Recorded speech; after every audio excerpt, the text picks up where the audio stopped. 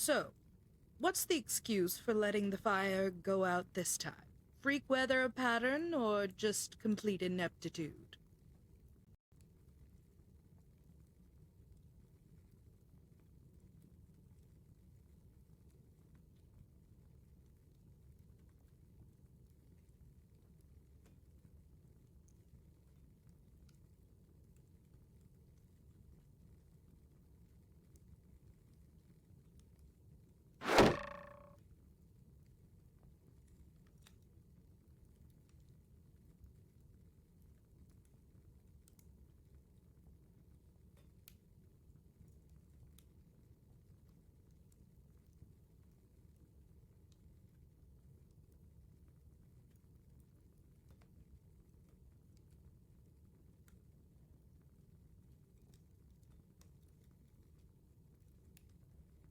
The fire's looking a little low.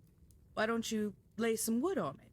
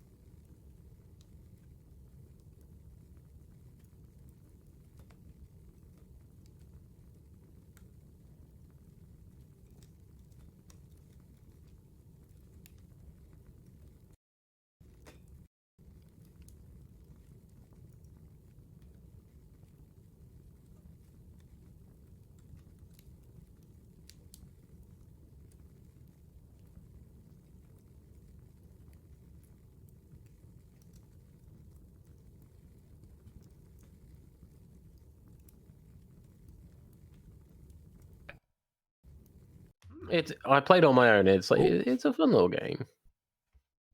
Hello and welcome. How are we all doing? Carly, good to see you. I think I saw others in chat as well doing the monster battles, but I've already missed the names.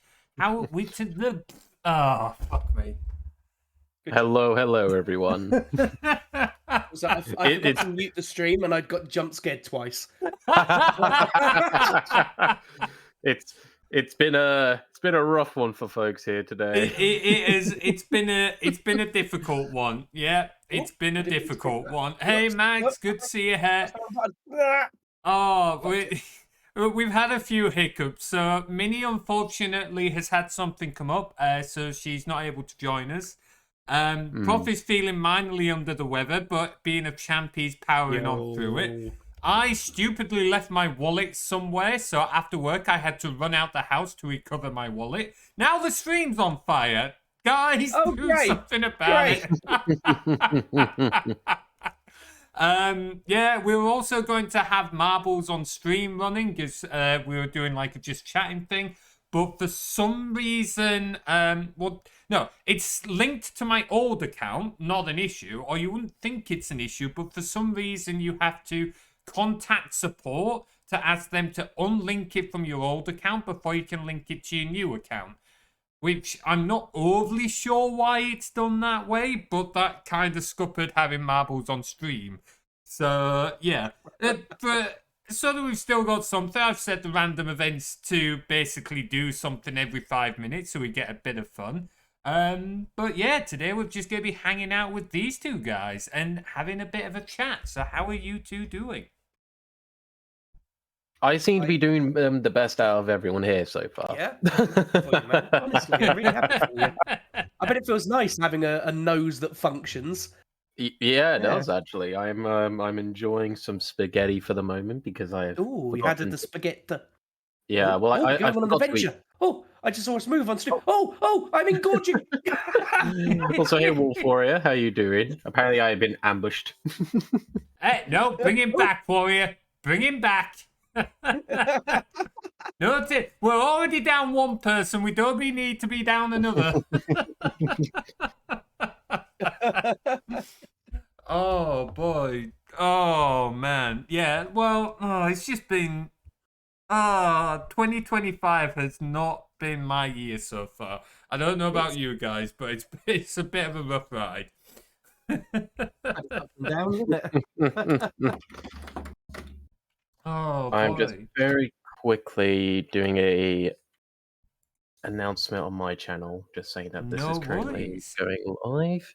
So, we've got a few topics we're going to be chatting about, guys. But if you want to ask questions throughout, feel free to stick them in the chat. Or we have a link to a form, so feel free to stick them on the form. We've got a couple of questions on there we'll go through as well. If you put it in chat and we don't answer, just send it again. It just means we likely missed it or whatever while we're talking about. We are notoriously oblivious. Yeah, we are notoriously oblivious. I will try to be. I was going to say the ranger of the group, but no one ever picks ranger in D&D. Say the rogue of the group. Let's say the rogue of the group. Speaking to? Excuse me. Why do you think I said it? Also, thank you for the boob. Right, that's it. No.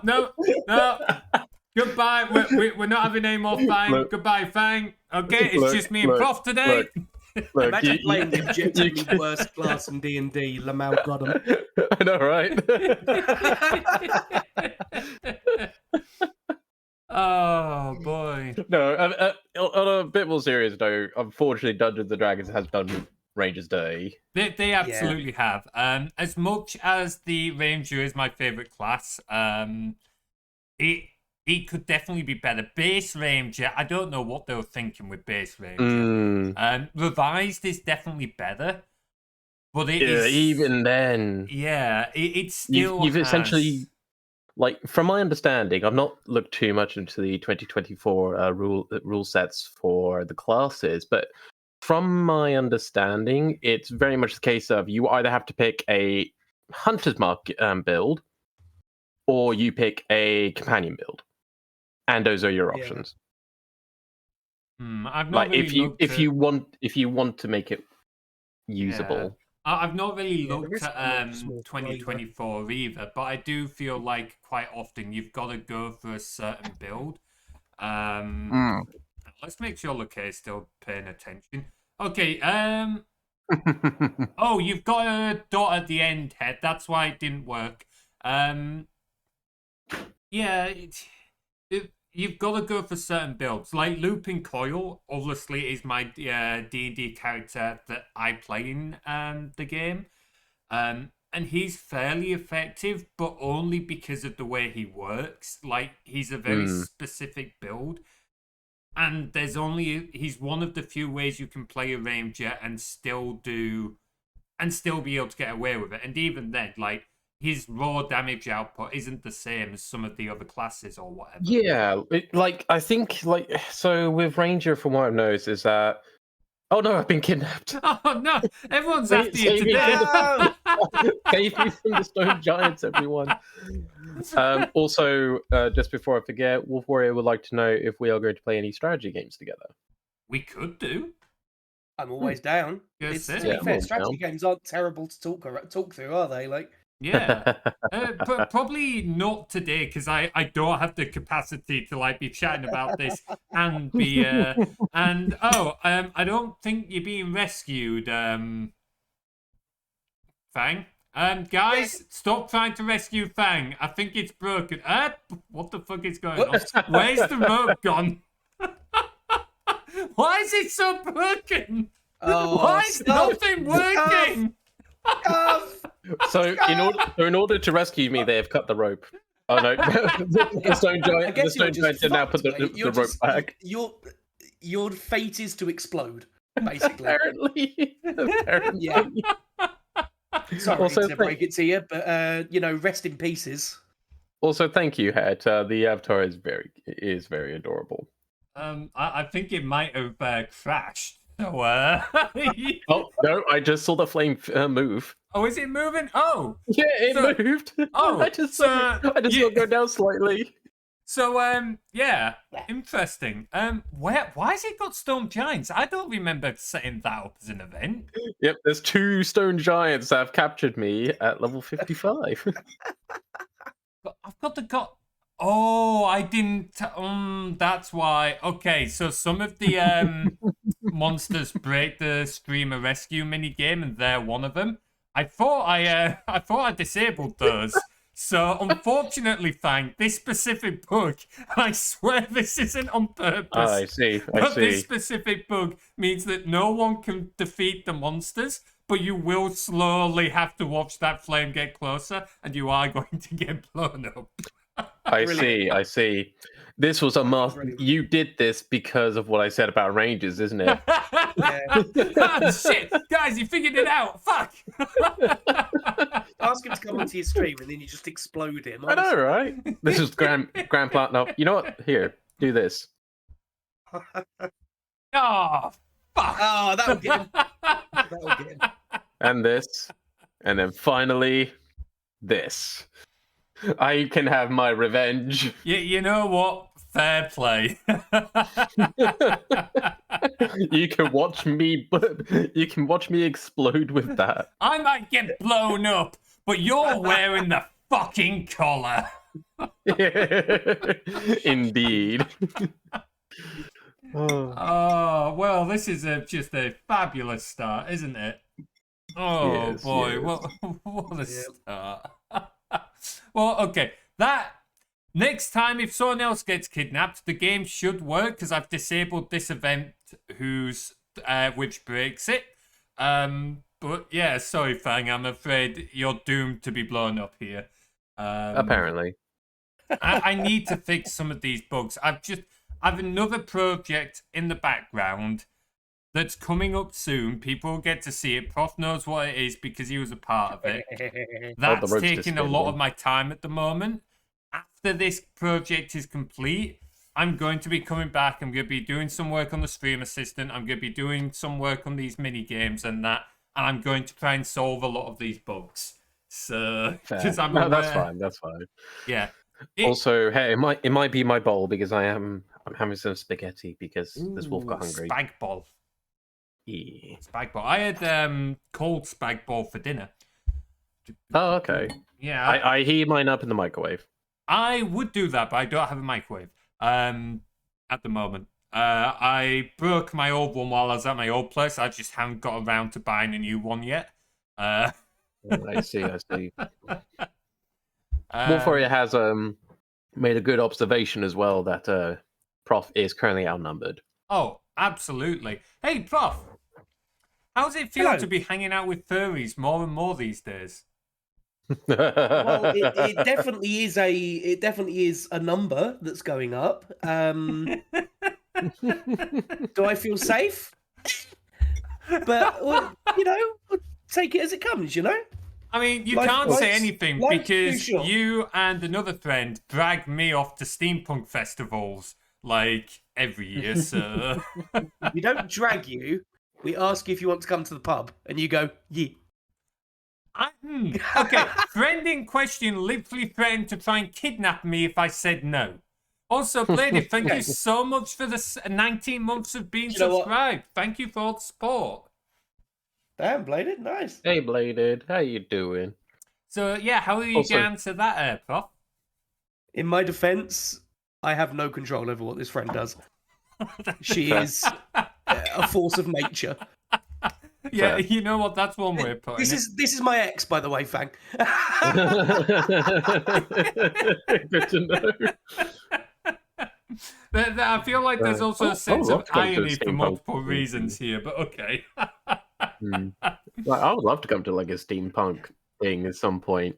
You know Never what? been It to is anything like really that. cool. I said it to Prof and so the others who were there the first time I went.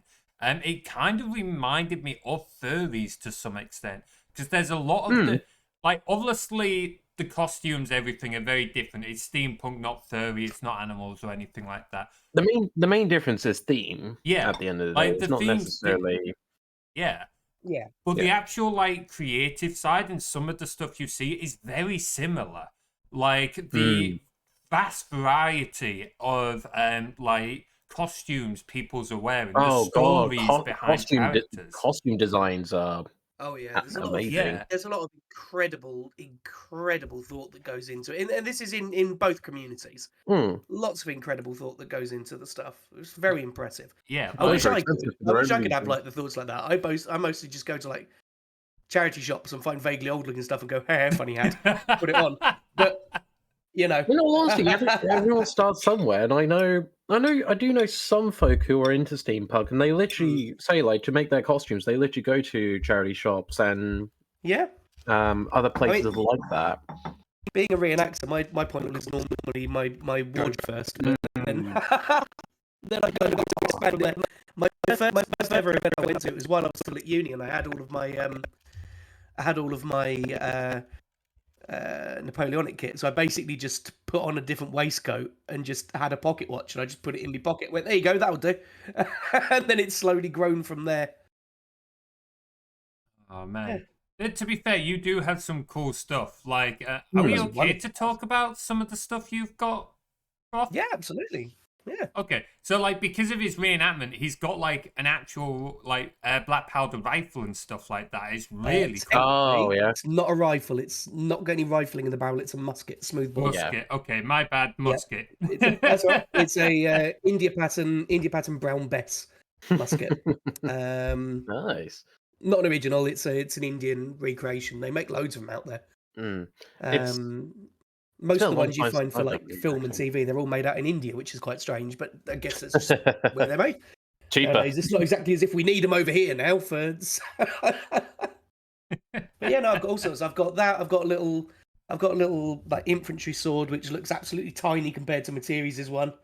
Yes, but that's Um, because it's a side sword. Well, no, it's saber. So yours is a saber. Yeah, it is. What I really want to get at some point though is the unit I portray. It's the 3rd Battalion, 1st Silesian Landwehr. They were a militia, so they weren't always given the best equipment. Sometimes they weren't given okay. any equipment. By the time that we portray them, which is 1815, they were. But even then, some of the guys went into battle without a sword. They had an axe. They'd just take an axe from home and go, yeah, that'll do someone's head in. And just... So admittedly, and this is going from my own reenactment experience I've had before, though I did Viking reenactment specifically. You know what? Having seen you, that fucking tracks. Thanks. So I did Viking reenactment myself, and most of the time you would have an axe. Yeah. But bear in mind, this is 1,000 years later. Oh, of course, of course. It really doesn't change all that much, does it? If you need to split someone's head in, you get an axe. Just. Well, so here's the thing, though, isn't it? Yeah, but here's the thing, though. It's the reason why axes were so prevalent in warfare and stuff was because they were cheap. They were cheaper, and they had a variety of different utilities that you could use.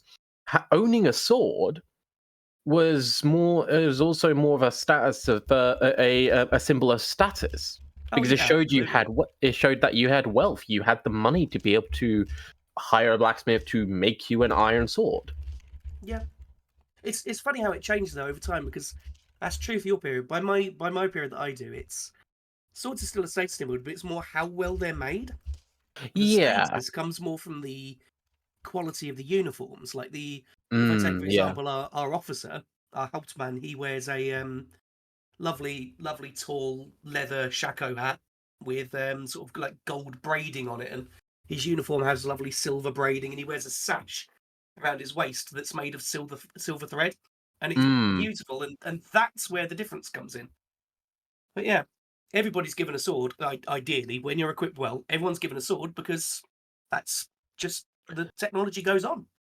Would you like to hear a quick story in terms of reenactment moments I've had? Go for it. Yeah, here's. So there's two stories I'm going to tell you about. One is when I was doing some training, we were doing one of the training sessions and that. And I'm left-handed naturally. The problem is shield walling kind of requires everyone to be along the same route. So it's kind of awkward. So I've had to. So I stuck with the southpaw. I made it work, but the problem is that means I also had this big heavy shield on my right arm, which is not my dominant. Yeah. And we were training on how to block a Dane axe, which is basically this long two-handed axe. And elusive. What you're meant to do is you can't just take it straight on. It's a case of if you do so, you're going to hurt yourself, and you'll tire out very quickly. What you need to do is essentially push yourself back, and that's how you're supposed to do it. And unfortunately, I stumbled a little bit with the pushback, and the shield turned slightly. And bear in mind, I've got a helmet on as well. You know, I'm being safe and everything else like that. But the tip of the axe does nick just below my right eye. So if you take a finger quickly, put to the edge of your right eye, so where you feel the bone kind of go around, and then just slightly down from that, I have a scar there from where the axe took it. I felt no pain whatsoever, just as a heads up. But it is definitely simply the case of I've got that mark now, and it's not a thing you can actively notice. But if I point it out, you will definitely see it. Yeah. I swear, every military reenactor has the mark, don't they? I have. On the left side of my face, I've got some pock marks in the side of my face, and that's from where my the guy who was standing next to me in the line, he filled his pan up with too much powder, went off like a fucking Roman candle, and spat a load of hot gunpowder into the side of my face, and I was like, "Oh, ow, spicy!" It's the nature of using these things, though, isn't it? Obviously, my experience is more HEMA, it's more martial arts based than reenactment, but it's very much the same thing. No matter how safe you are, no matter what protocols you have in place, no matter how experienced you are, there's always that chance for injury. and that's why you've got to be careful. And it only takes Yeah. like one wrong mistake. Like as you said there, Fang, no one particularly did anything wrong, but you've still got a scar that could have ended Yeah. so much worse. Oh yeah, if it was like literally a couple centimeters up, that would have gotten my right eye. Yeah, And I wasn't wearing my glasses at this point. So it's not the it glasses also- would have stopped an axe. No. No, well, the difference would have been either I would have just had the axe hitting my eye, or I would have had glass with the axe. Yeah. Oh boy. Shall we get started with a few questions then? Yeah. Yeah, sure. Okay. I will so say, just before I forget, I am actually trying to get into HEMA myself. I'm trying to Ooh. find some local groups. let me know how it goes. I'd be interested. I've not been to my I group might- in ages. I've had to take a bit of a forced break, but I would love to know how you get on with that, dude. Yeah, we'll do.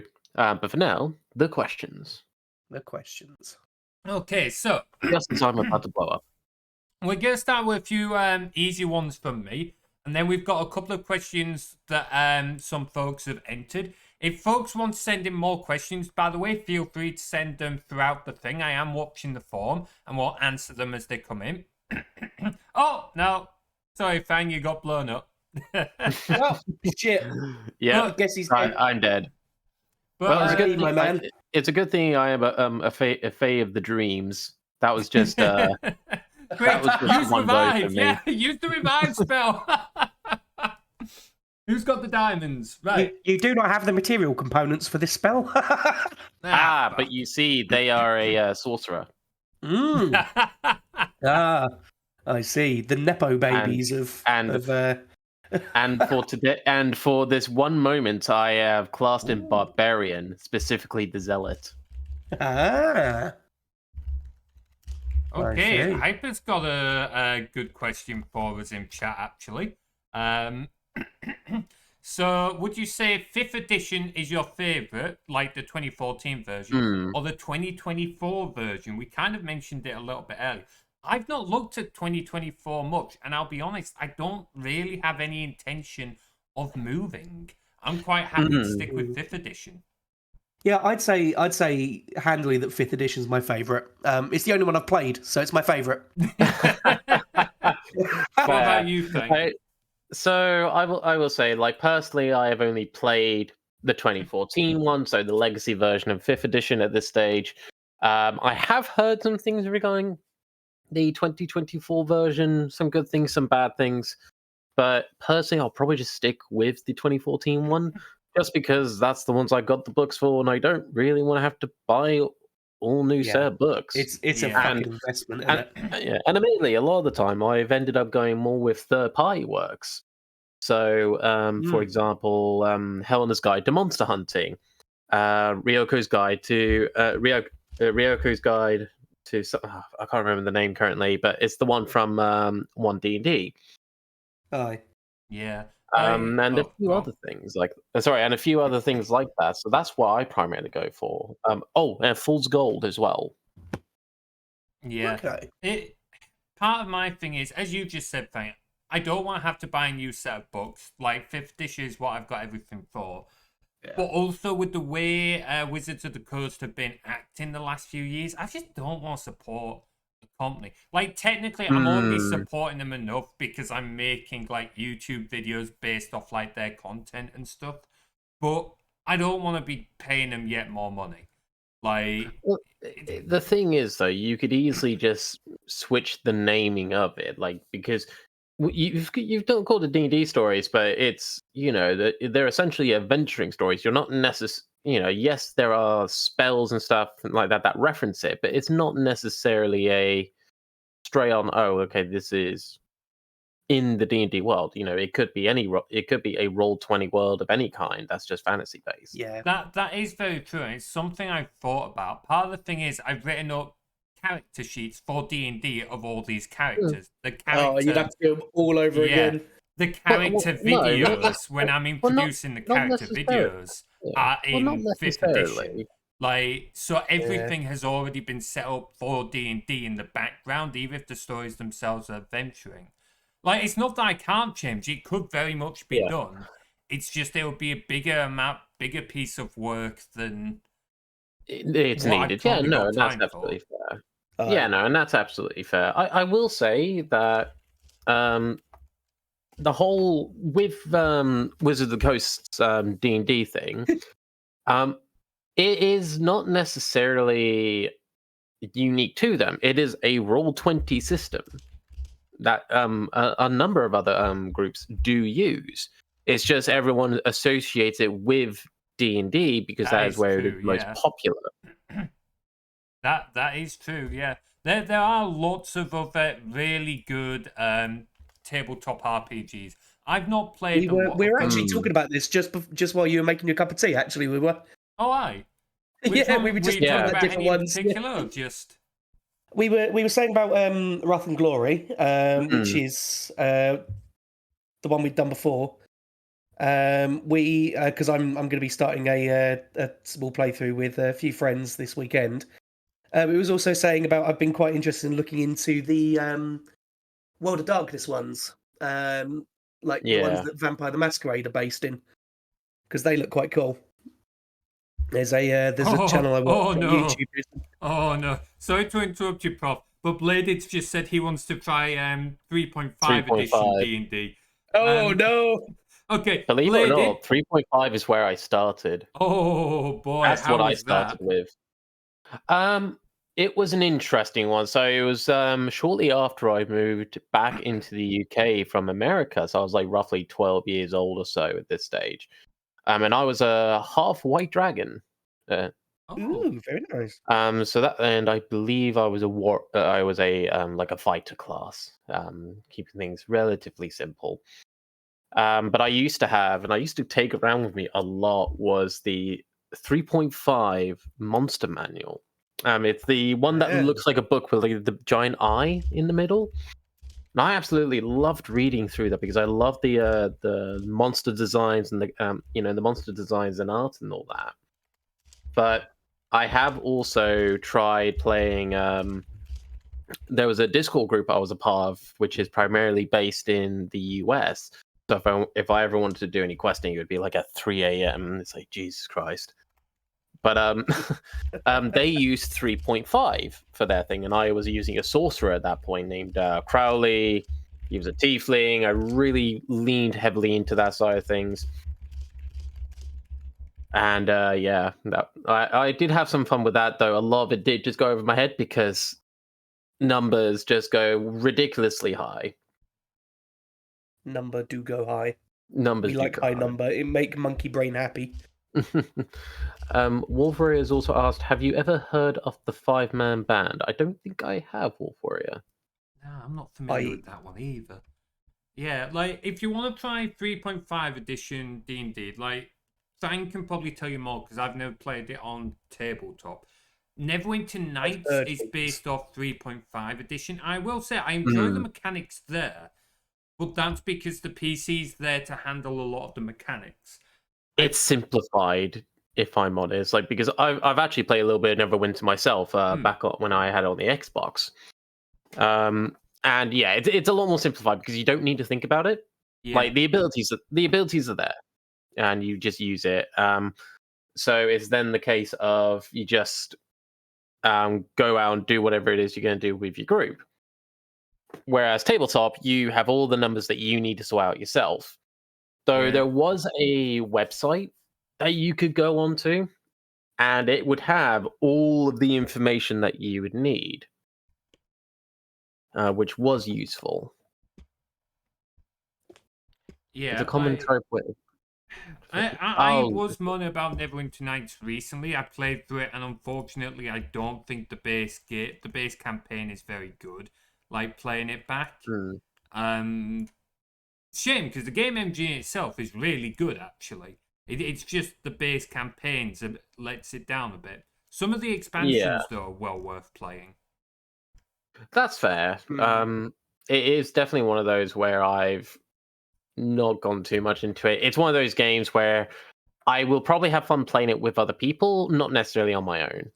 Yeah, that's fair. It's better when you play with us. The first chapter is really good. The problem being is that the second and third chapters, particularly the third chapter, are kind of just 4 copies of the first chapter. Yeah. Oh no, that's And rough. yeah, while like they're pretty, like there's still some good moments in there. It's just that it gets a little dull by the end of the third chapter, and there is a 4th chapter, but it's short and feels a little bit rushed. Me and Tim set aside like a full evening to play through the final chapter the first time we were playing through it, and we were done inside of an hour, and were a bit disappointed, to be honest. But So I dedicated this entire evening to grand adventures, and you leave me with this. yeah, we were both feeling a bit like just a bit disappointed.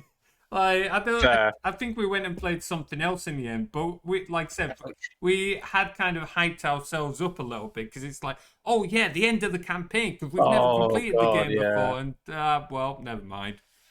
So yeah, no, that's always tough. Oh, also, apparently the answer to the riddle was a sword. Yeah. There we go. There we go. Actually, let me I think they were listening to us earlier. Oh no! Sword is yeah, no, I can definitely see why it's sword. So red when it's born, so hot on the forge. Oil makes me dull. You know, you don't want to put oil on your sword unless you're using it to sharpen. Then you gotta wipe it off. Shiny when old, and then water makes me red, so it rusts. Yeah. That's a good one. It wasn't you, Hyper. Lakea gives riddles occasionally in chat. Yeah. All right. Unfortunately, no one got the answer. Yeah, so when Lakea asks a riddle, she waits a couple of minutes to see if anyone answers it, and then she gives the answer. She's got like a little list of riddles she can go through. Shall we go through some of the other questions that were submitted then? Yeah, there's a couple of good ones here. So the first one is based more on D&D, and then the other one's based a little more on the videos, which we haven't actually spoken about yet. We'll get there. We'll get there, no rush. So the first one is, I've noticed D&D mostly takes place in medieval times, but are there other time frames and periods also used? I think Het mentioned, because it was Het's question, also asking about other themes and that as well. Oh yeah. Yes, there definitely are. So, like using just using 5th edition as an example, most of it, yes, is fantasy based, but you've also got what's the expansion called? It's the one that brought back the flying ships that basically let you go through space. Spellbinder or something like that. Spellbinder, something like that. Yeah, something like that. But yeah, that one example. Is a Spelljammer. Yes, thank you, Bladed. So because it still has that fantasy element, but it definitely also brings in the more sci-fi side of things as well. Because again, you have this magical arcane ship that you're using to fly through space. There's giant hamsters. One thing I really liked about that is that it brings in the Mind Flayers ships. And they look the Nautiloids. They're just really cool. And you definitely know they got hyped up when Baldur's Gate 3 hell yeah. got properly announced. You see the trailer with it. You tend not to see as much of the Mind Flayers. They are a very old and kind of like almost iconic creature in D&D, but you tend not to see them as much anymore. So they definitely got a lot more hype once Baldur's Gate showed them off. Also, think of Curse of Strahd as well. That's basically just gothic horror. Yeah. Yes. That is just straight up Dracula, like Victorian gothic horror. Very much so. Also, you don't need to necessarily stick to the settings that you're given. Like my homebrew world that I run is early modern, so it's like pike and shot, like 1500s, 1600s era. So transitioning from medieval to modern in that one, I quite like that. It sort of opens up a whole new range of things to do. You can sort of You can sort of do it however you want, really. Whatever works for you, whatever works for your players. Yeah, it comes down to what you want at your table. Like, most of my stuff does go with your stereotypical fantasy. That's kind of my bread and butter personally. But as Prof said, you can reskin it to be whatever setting you want, and you can still use a lot of the same mechanics in that. You might remember where I. Sorry, Fang. Yep, go on. You might remember when I did I think you were in it, Materies. I did a one shot of while we were at uni together, and I did a steampunk one shot, and I basically just reskinned it. All the magic systems were still there, but we just reskinned it. It was technology instead. I don't think I was there for that one. It's a shame. I might have been at a dodgeball tournament. Go on, Mike got fucking one shot by a tripod and disintegrated. It was brilliant. Fair. But yeah, but I was just going to say, I think to answer the question, if you're looking at D&D specific, a lot of their source books are fantasy based. Different types of fantasy, but at its roots, fantasy based. However, you can easily, as Materies and Prof has said, you can easily homebrew it to be any time period you want. Like, one of the things that I have that's a GM screen is to make your things more Eldritch horror theme. So, like, with Cthulhu and all that, that gives you a whole madness table and everything else like that. So it shifts the focus more to horror rather than just typical fantasy. Yeah. So there's a lot of things you can do with it. It's just the case of if you wish to do so. If you're happy with the fantasy trope, the fantasy trope and setting, Wizards of the Coast has got you covered there.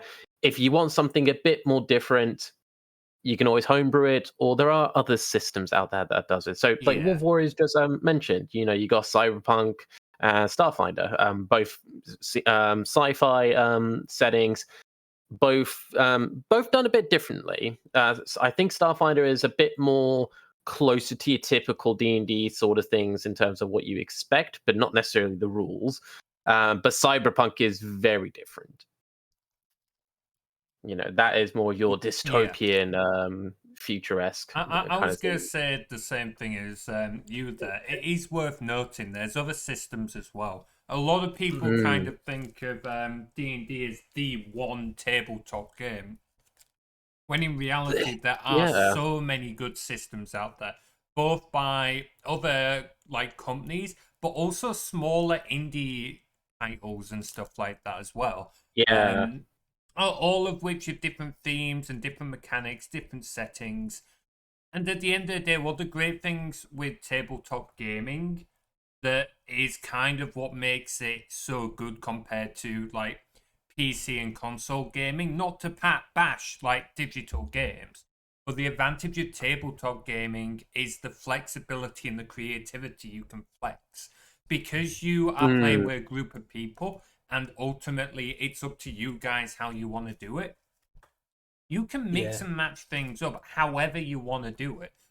So if you want to change up the setting or whatever, you can absolutely do it. So long as everyone at the table is comfortable and having fun, it really doesn't matter how you want to play it. Yeah, and just to kind of expand upon that as well, in terms of other systems, there are a few that I either know about and would love to try out one day, or I have played or run and really enjoyed it. So, for example, there is from Rook and Deckards, they have a system called the Resistance system, which they use for the game of Spire and Heart. Spire being more of a espionage spy sort of setting. It's not there is some combat in it, but it's not the main focal point. And then you've got Heart, which is set in the same universe as Spire, but this one is a bit more combat orientated, aka your characters have a bit more range on that front. But the setting is that you are exploring this weird and eldritch place that can't really be explained. The closer you are to the surface, the more stable reality is. But the deeper you go into the heart, more the laws of physics and reality just break. and there are just some weird stuff in there. And it also like you can also do like really good body horror with it as well. You've also got Call of Cthulhu, 7th edition, for example. That's really good. Yeah, you liked that one, didn't you, Materies? I wasn't as much of a fan of it. Not that it was bad, it just wasn't my personal bread and butter. Gothic horror. You didn't like that you got sacrificed then. Oh, well, yeah, there is also a fact that, I got sacrificed to an eldritch being. Answer me this. Did you do this in person or online? It was online, yes. Okay, so Call of Cthulhu is... You can play it online, it's absolutely fine. But my personal belief is that Call of Cthulhu is a game that you need to run in person. So the GM can really set up the scene and really properly build that tension. Yeah, I agree. There's a same group of friends I'm going to be playing with this weekend. They have just finished a Call of Cthulhu campaign, and all of them, even the ones that don't normally play tabletop games, have all been like raving about it. I can believe that. It's definitely one that's set by the environment and such, I think. So that would probably have helped a little. But I still don't think I'd have enjoyed it as much. Partly because I'm just not a huge fan of the percentile system. It just didn't. It wasn't one that I connected with as much. Again, it's not as easy to jump into, is it? Yeah. Again, it's not that I think it's a bad system or anything. It's one that's still got its own merits. It's just not one that I would personally connect with as much. Also, Prof, you're being mocked it by looping again. Oh, lovely. I'm used to it now. Honestly, I try with that guy. I try. I will say, in terms of Call of Cthulhu, just before I forget, and I'm going to see if I can find the name of it. Here it is. So there is a set, a slipcase set that I have, which I've not been able to run yet, and I would love to run it someday. It's called the Masks of, and I'm going to butcher the naming here, Nyarlathotep. It is the eldritch being of 1,000 forms. Hold on. I'll put the name. I'll put the name in chat so you can see why I had issues trying to say the word. Because all eldritch horrors are difficult to pronounce. I don't know how folks pronounce some of these. Well, fun fact: inside the book, it actually gives you a list of pronunciations of elder gods and like some of the eldritch horrors that you can encounter. This creature being one of them. But yeah, this takes you this particular adventure takes you all over the world doing different things, and it looks really cool. But I need to find the right group to do it, and it's again one of those things I would want to do in person rather than online. That's fair. Which unfortunately does limit me. That is very fair. There are certain things that do work better. I remember a while ago, for the campaign IDM, and Prof's a player in it.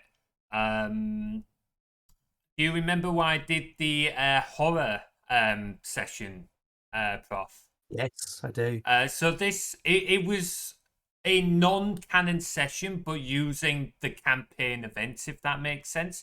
So they were playing the usual characters, and it was still including the events of the campaign, but it wasn't canon. And it was partly because one of our players couldn't make that session, so I was running it for the others. It was an OPA session, I get it. Yeah, and it was one that was set up to basically pry on the fears of both the players and the characters.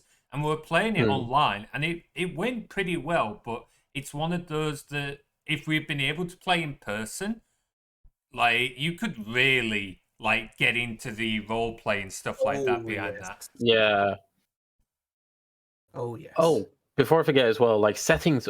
Speaking of settings and stuff like that, one thing that I've been listening to a lot of recently. I mean, I don't know if either of you have heard of it. It is a musical called Epic. It's Epic the Musical, which is based on the Odyssey. It follows it's really good. it follows the story of Odysseus as he leaves Troy and tries to get home to his kingdom of Ithaca, and it's just really good. There's 40 songs in it, Ooh. and they're not short either. Some of the music they're catchy. They are really good. Some of the music that comes out for these kind of games are absolutely amazing, aren't they? But the thing I was going to get to is listening to that over and over again, because I will admit I have been obsessed with it, makes me want to try to do something similar in a role-playing setting where using kind of the premise of like the Greek pantheon and the monsters that inhabit the world. Admittedly, D&D does have something that kind of works with it, which is based on Magic the Gathering. And that was actually, funnily enough, something I wanted to do as well. But unfortunately, I just never found a group to run it with, because the gods are a lot more interact with that. And I love the idea of, these powerful deities just fucking about with mortals in one way or another, whether that's for their benefit or not. Because to gods, the morals don't tie them down. That's the thing. I have a list of random events. Oh, fuck off, looping. Oh. He's an absolute prat. He is. I know he's covering. He blocked my way. I have a random events table. I've not used it in a while, but it's got some random events, and it's got a few that include the gods, and some of them are meant to be a little bit. Not necessarily confusing, but leave the players asking questions, because, as you've just said, to the gods, mortals, they're not equals. They're more like ants or like little playthings almost. So I remember having one where I think it was one of the gods pretended to be an old man who challenges one of the players to a game of chess or whatever. And if you beat him, he would grant you some small boon or whatever. And if you didn't, there was some consequence. I can't remember what it was, but only if you accepted the challenge. And it was purely just because the god wanted to fuck with you. He found it amusing. Why not? I will say, Wolf, you also missed Thursday. True. Yeah. Okay. We should probably. I'm definitely going to check that out. Should we move on to? Oh, go on, thank. Sorry, I was just going to say as well. I've sent you a video on Discord. Listen to it later. It's a song in the epic called God Games, which is literally just the Greek gods having this. We'll call it a debate. I will absolutely be giving that a listen later on. I'll absolutely give that a listen. Plus the animation. Yeah, next question. Next question. That was me worrying we're going to blow through everything really quickly. I should have known. Yeah. Let's see. So this one, I believe this was Max. Throughout the time you guys have worked on the D&D series, what have been your absolute best moments in your guys' opinion? Ooh. I know what mine is. Yeah, start with you. Start with yours first. Go on then. But Prof knows what it is. Prof doesn't want to say it. No. So this was way back when we did the first D&D video. Obviously, we were just figuring things out. Like, I was figuring things out how we were going to do it. And I'd written the script and we'd come to record. There was me, Prof, and Bladed. And we're figuring out how best to do it. And we thought, right, we've gone through it. We think we're ready. Let's give it a record. So we went through the script, which wasn't a long script, to be fair. It was only like a 6-7 minute video, that one. But we went all the way through it. And it was a pretty solid take. We were pretty happy with it. And then we got right to the end. And as we finished, everything went quiet. And then suddenly Prof shouted, "Oh, fuck me, I forgot to record!" That was so funny. No. That was so fucking funny.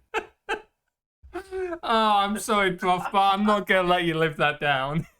Oh, that is brilliant. So, Prof, what's your favorite moment? So my favorite isn't actually, it's not actually mine, but it's like the conversation with my sister Oh after yeah. she finished doing that gangster character. Oh that yeah. one video? In the most And recent she one, was yeah, like, yeah. I don't think they were expecting I was going to go as hard as I did on the psychopathic side.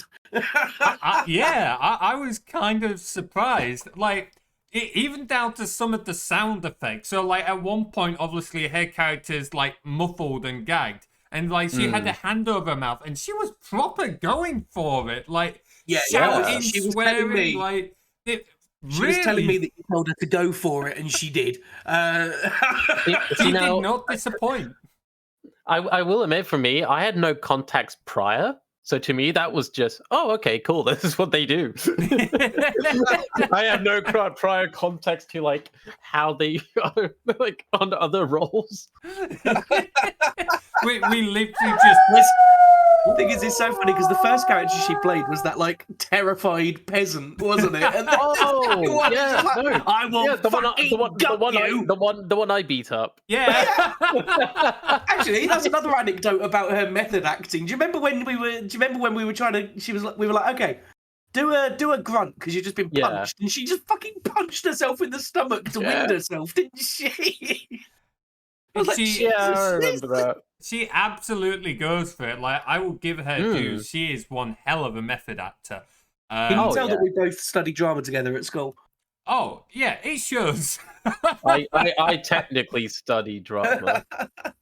What would be your favourite moment then, Fang? So mine, I think my favorite moment was, funnily enough, I think, was it Stolas? His name? Stolim, big Stolam. I think voicing him was probably one of my most favorites, because I got to like really go into the voice of how I wanted to do it. You did an excellent job with Stolim. Like, because with that one, I basically just said to you, like, go with what you think sounds best. He's meant to be like a gruff man. And I did not expect you to come out with what you did, but it sounded awesome. Like, yeah, there was also the laugh with the whole doing the orky voice at the same time, because I kind of based off the 40k orcs initially.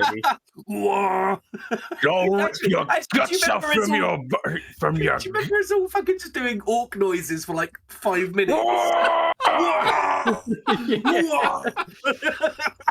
But yeah, I got to kind of explore kind of a little bit more of my deeper range with that, because I like doing those sort of voices. They're fun for me, and it's like, I'll rip your guts out and show it to you, you little whelp.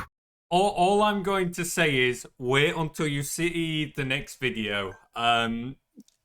People are going to love one of the characters and the way that they are voiced in the next video.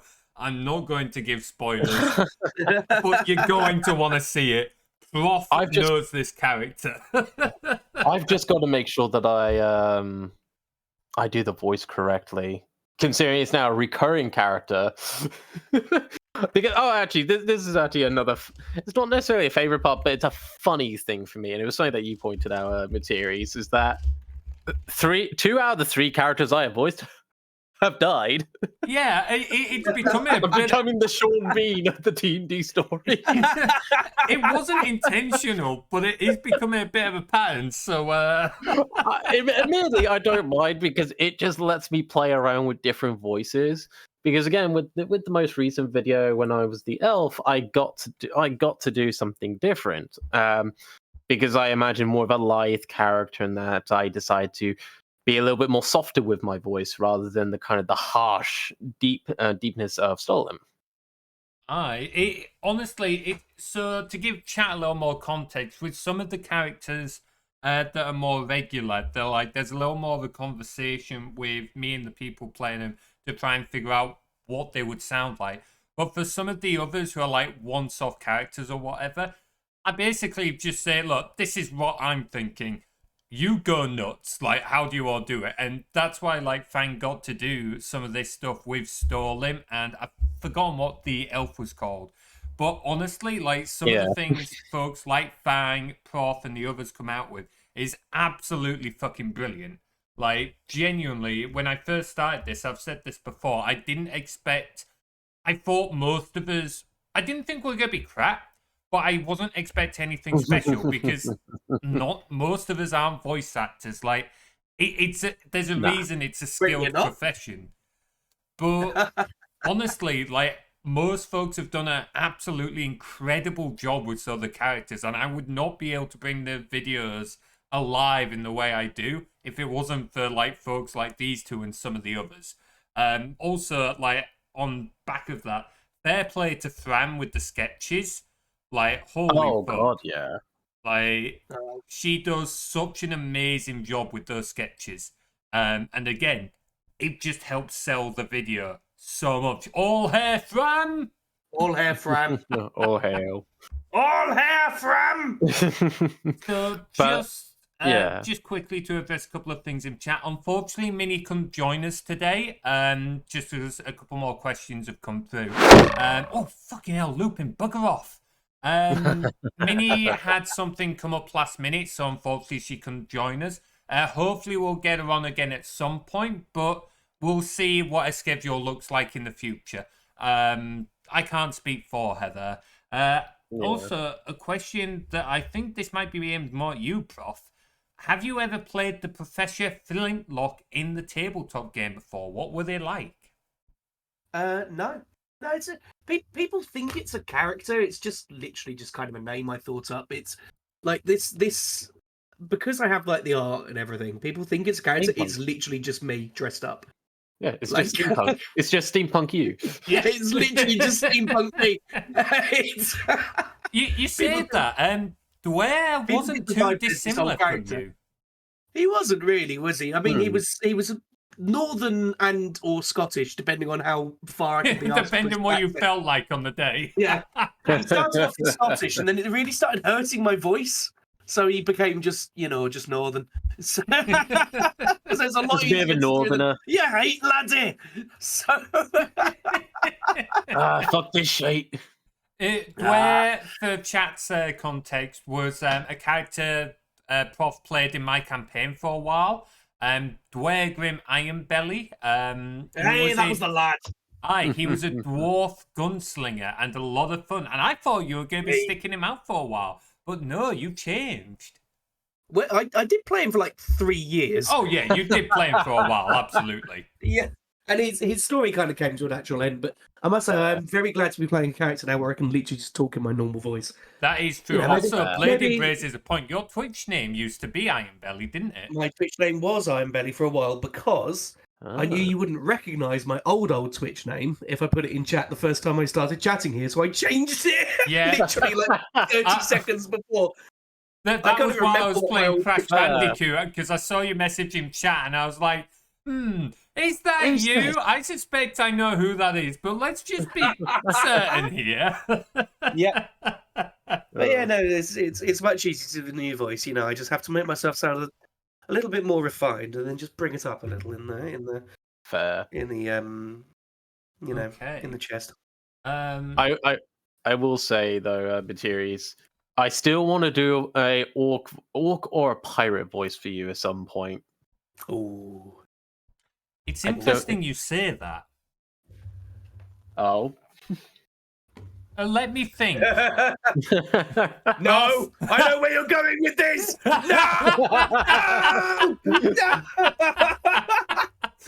Please do tell for the audience. For some reason, Prof hates all my Tabaxi characters, and I do not know why. What have my Tabaxi characters ever done to you?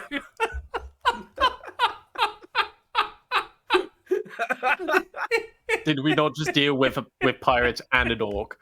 The pirates, I think, was in the one shot. I don't think there's been a video of that. No, there's not been any pirates in the videos yet. And there has been an orc, but it was unvoiced. Was there an orc in the most recent one? In the most recent one, but there was no no lines for that one. Yeah. So you should do a Herringon. I do have ideas for bringing in more characters. I'm I'm being a little bit wary bringing too many characters too soon because I can only do the videos so quickly, and I don't want to try and do too many like character arcs too soon because otherwise we'll never wrap any of them up. It is also a case of like, while we've got a lot of people willing to help, I won't be wary that I'm not trying to manage too many people at once. So I do have 1 or 2 new characters coming up, but we'll see. I will say one of them is a pirate. I was thinking of asking someone else to voice them, but they may still have like additional roles that you might be able to help with. So I would definitely bear that in mind, Fang. I can always do a bit of a shmee if you so wish. Also, Bladed, yes, absolutely. I will let you know. Like, this is what I mean. Like, when I first started this, I didn't think I'd have so many people willing to help me on this. And it's been absolutely fucking amazing to have so many people, like, be willing to join me on what is just a bit of fun. Like, like I never thought I'd be able to make content quite like this.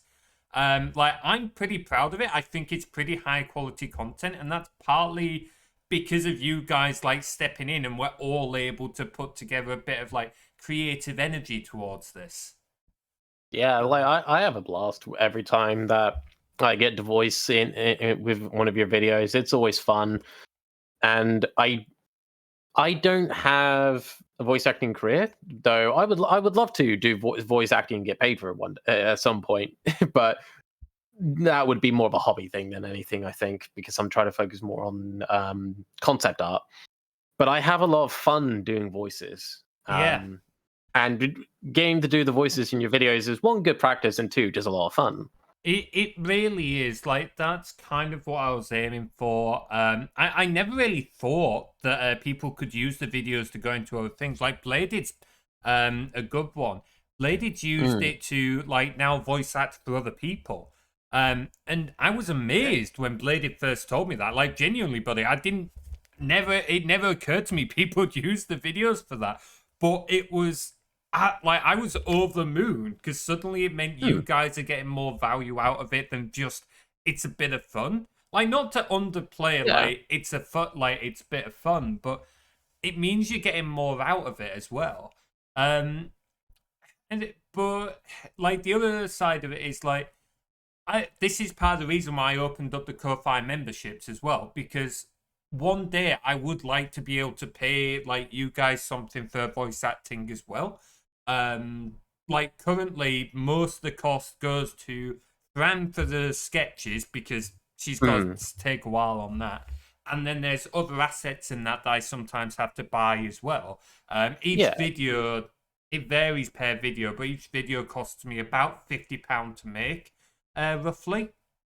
And there's the time and editing and everything else like that to it. So The editing, stuff like that. But I'm hoping that if we can grow the channel and I can start getting videos out more, that it can get to a point where even if it's only like a tenner for each of you, it's like a little bit of something for like doing what is work at the end of the day, even if it is fun work. Oh, I appreciate that. You know, I wouldn't let you, right? Tough. I'll buy you drinks at the pub and that'll be your payment. I know you won't turn that down. That'll do. He's like, Prof is just like, damn, he's got me. Quick, become dwarf. Yeah, so one of the topics I kind of had noted down there, and we've spoke about a little bit, is the creation process. So if anyone's got any questions in chat, feel free to like throw them our way if you've got any questions on how we made the videos. But the process kind of typically starts. I've set up a Discord server, which these two are in, and some of the other guys who help with the videos are all in the server.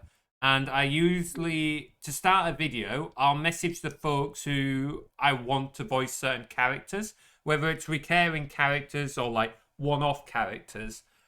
And then once I know who's involved and I've messaged Fram to let her know I'm working on the next video, I'm typically working on the script and that. And once this script has been written and reviewed, that's where I normally refer to these guys. And we start planning times to record the script. While at the same time as we're planning record the script, I've written up the sketch details and Fram starts working on those.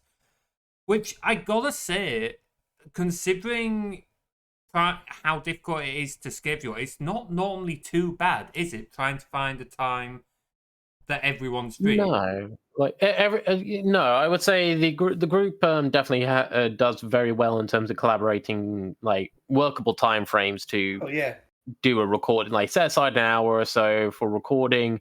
I know we normally do it like around 1 o'clock, though I believe our next recording session is going to happen at 3, just because people are busy, which is absolutely understandable. Yeah, but it's just communication, isn't it? Yeah.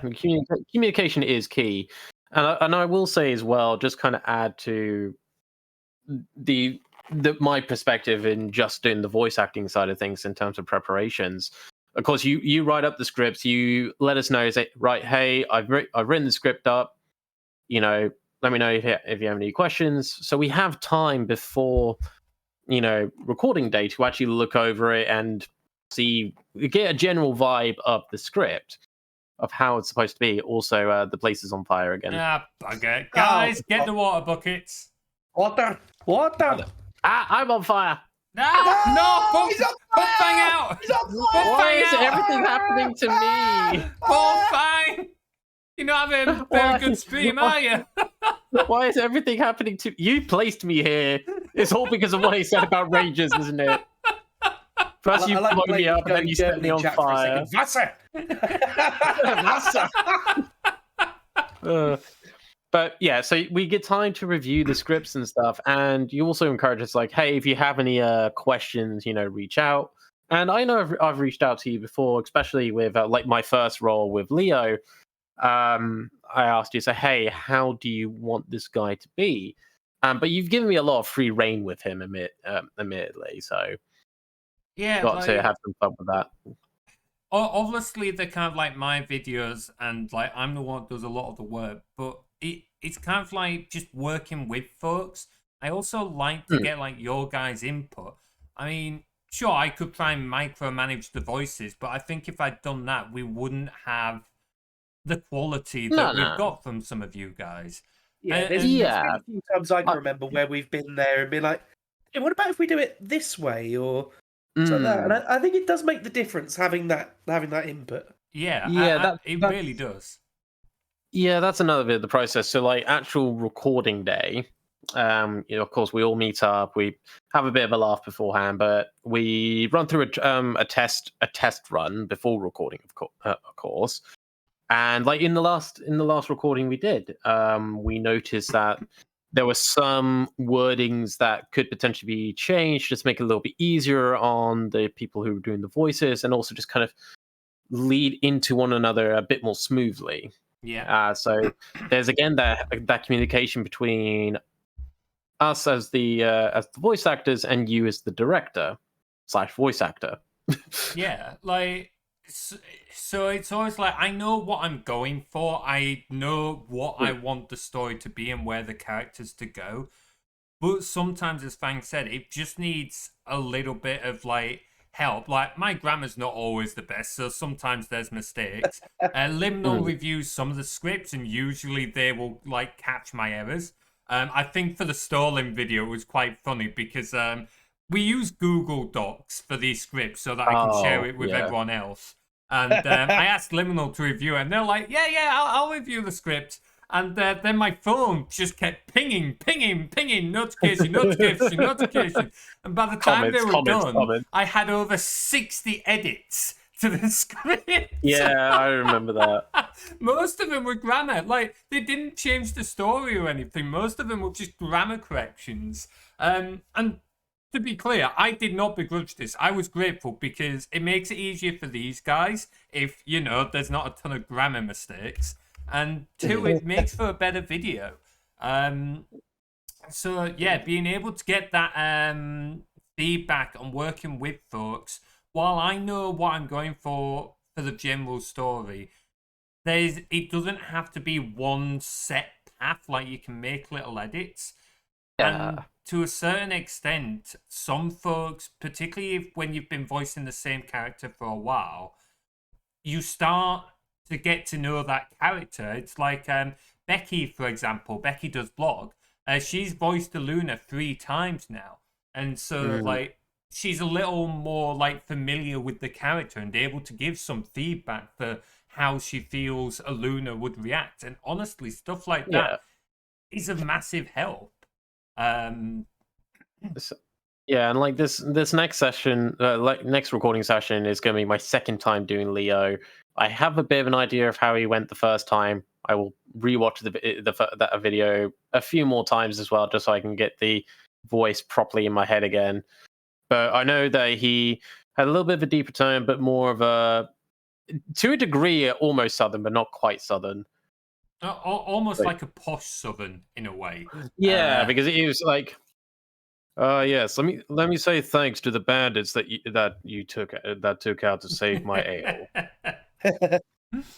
Oh man, I think it is a little bit awkward in some ways though. More for me as the director, especially now that we're doing more with sound effects. So originally when we started, we were just doing the script itself. And then as the videos have evolved, I've got a little bit better at putting in sound effects for like arrows and doors and just random bits, spell effects, but also like asking people doing the voice acting, look, could you do like a grunt when you get hit, for example? Yeah. And most of the time it's fine, but there are times where it's a little bit awkward because it's like, for example, in the last video, Luna obviously gets hand gagged at one point because she gets caught and they want to stop her cast their spell. And it's like, okay, so how are we going to do this while recording? So I'm talking to Becky, and it's like, in reality, she just hand gagged herself. But part of me is also kind of thinking, I'm asking another woman to basically gag herself and make grunting noises down a microphone for a video. Is this not a little bit awkward? Like, obviously, it's for the video and stuff like that, but you know, you've just got that little voice in the back of your mind of, are people comfortable with this? Are folks okay with that? Like, I remember doing some reactions as Stolen when I was, when there's the moments when he's getting hit by the arrows and being cut back of the leg. I do remember some of your reactions to those, like, oh, okay, you okay? Because apparently because I got really into it, and you're like, oh god, kind of moment.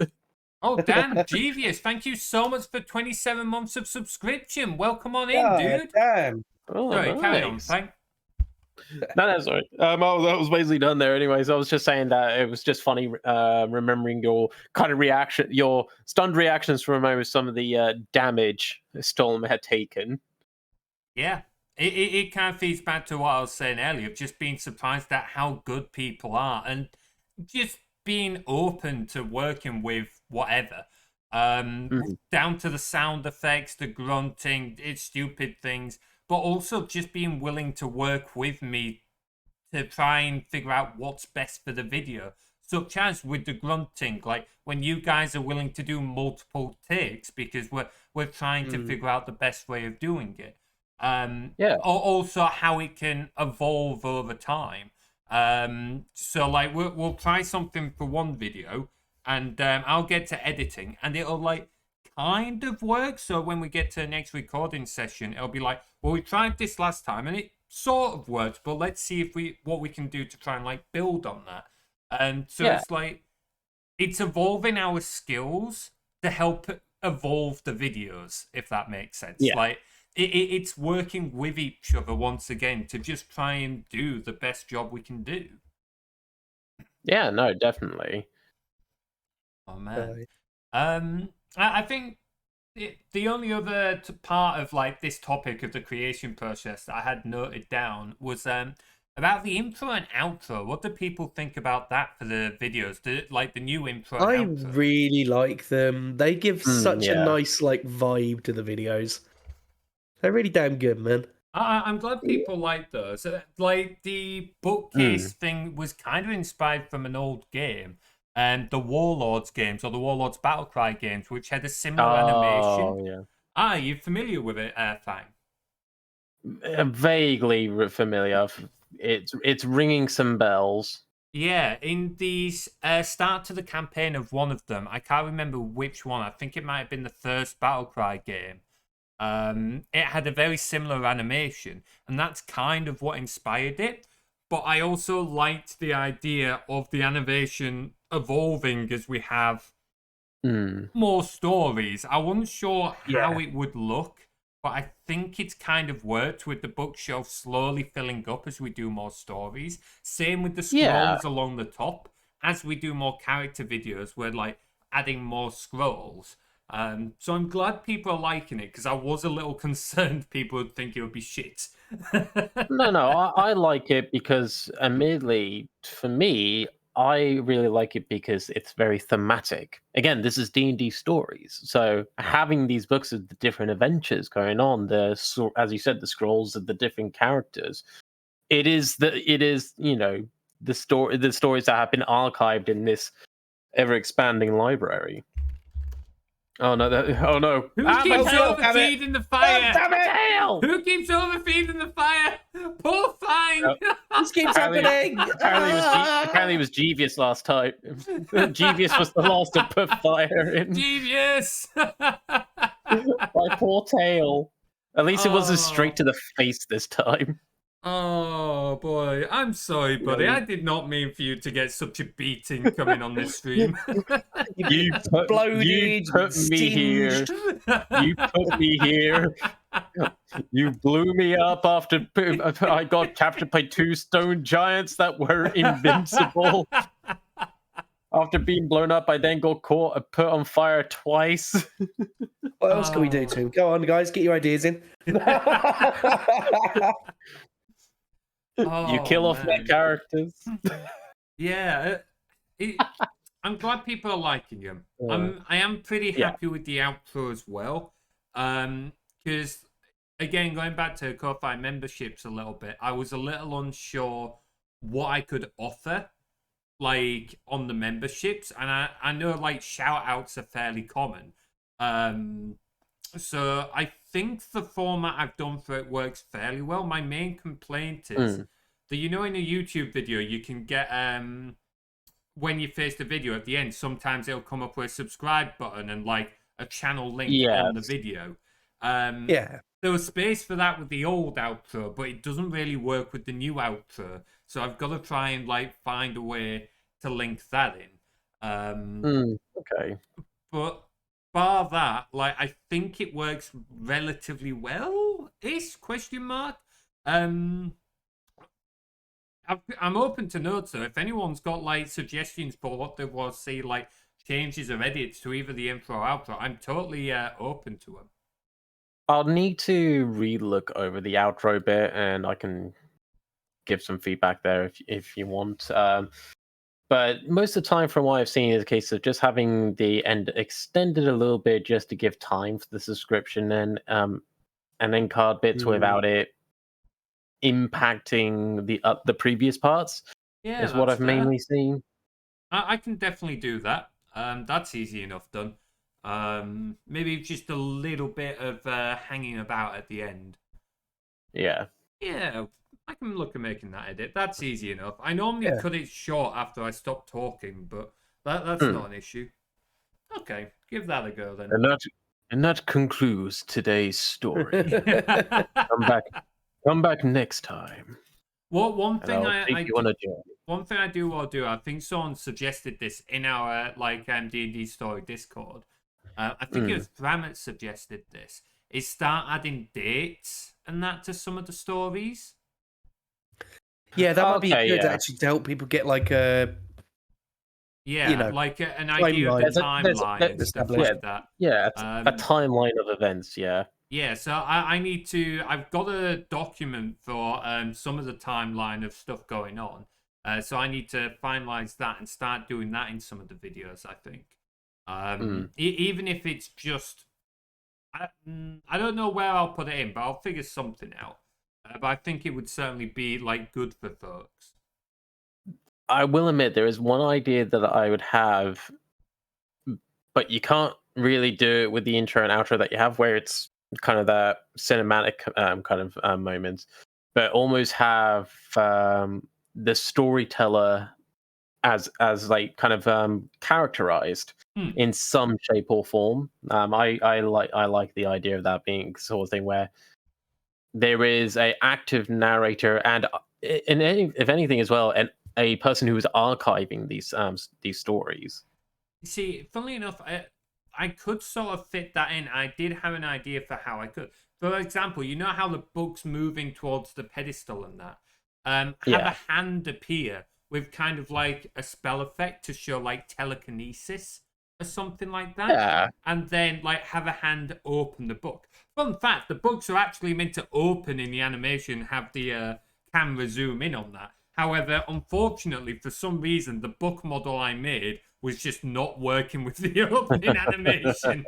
It just wasn't playing ball. So after like 8 hours of being very angry with it, I just gave up on the idea for now. But Fair. yeah, no, I think that would be good to add in, and it's something that I'd like to expand into later on. I'm just not overly sure how to fully implement that yet. Oh look, Minnie's joined us and that's temporarily. absolutely fair. Oh! Hey, Minnie. Oh, hello.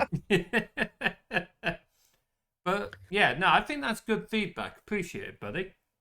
No, that's absolutely fine.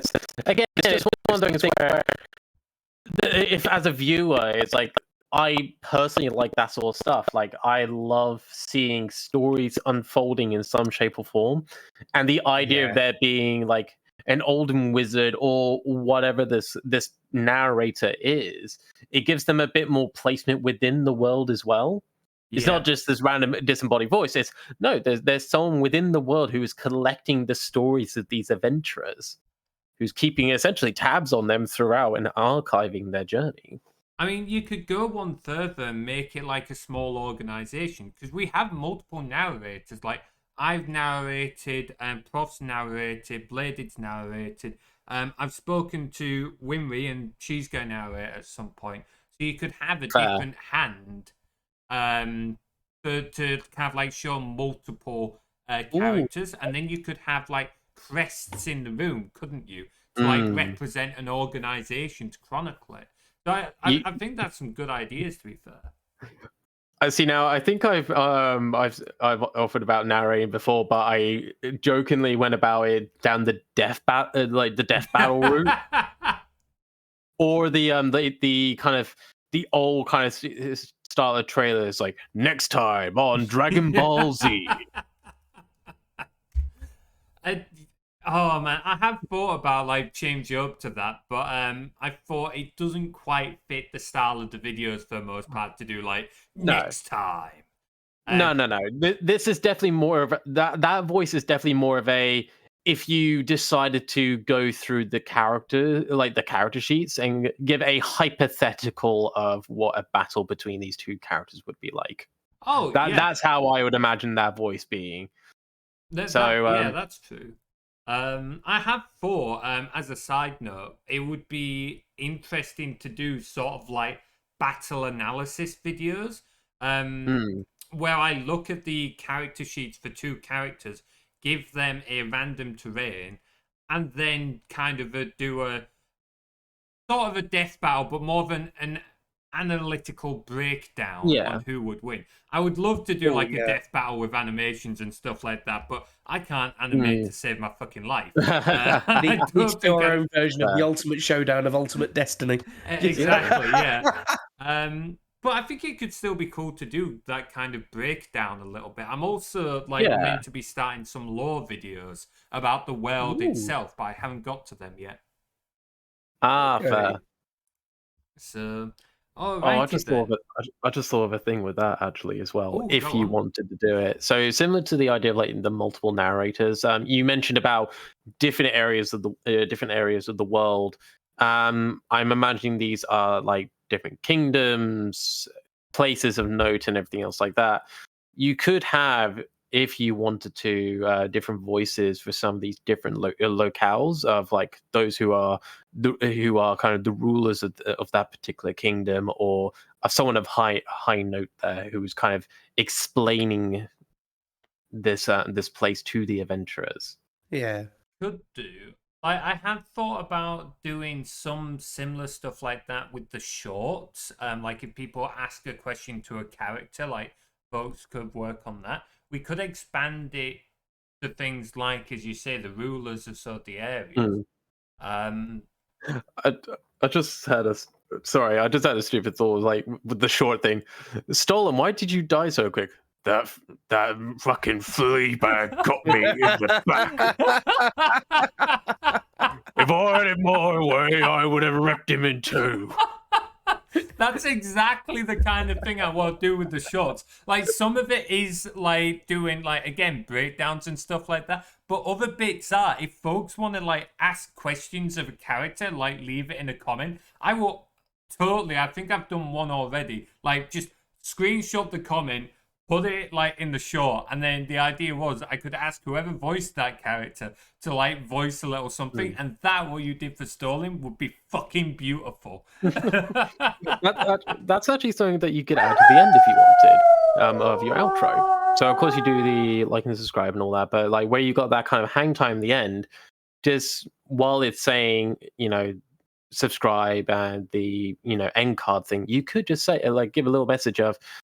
Hey, and if you want to ask any of the characters, a question, leave a comment in this video. I did do that for one of them. Part of my thing is with the outro, I try not to stick in too many messages at the end because otherwise you kind of bombarding the viewer with a lot of different options.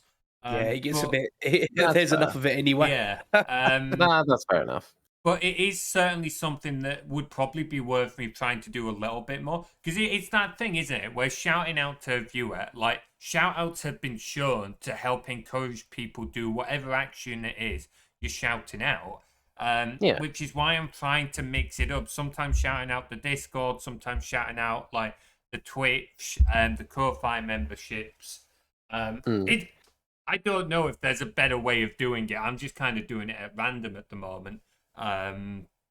You'll have a lot of your information in the description of your videos anyways, I would imagine. Yeah. So one of the ways you could do it would just be direct them to the description where they can do a number of different things. That's true. Probably worth me adding that to the description. Like the description already has like obviously credits to everyone who helps join in. Some of the asset credits and stuff like that. So it probably is worth me adding that in as well. That's a good shout. Alrighty, well, shall we have a quick break here? Because I'm in need of toilet and my caffeine craving is kicking in. So I see. I will. Yeah, I should probably grab a quick drink. Okay. So, guys, we'll have a quick break here. If you guys also want to go to the toilet or grab a drink or anything like that, now is your chance. And we'll return in a few minutes with a few more topics. I remember... Or just complete ineptitude.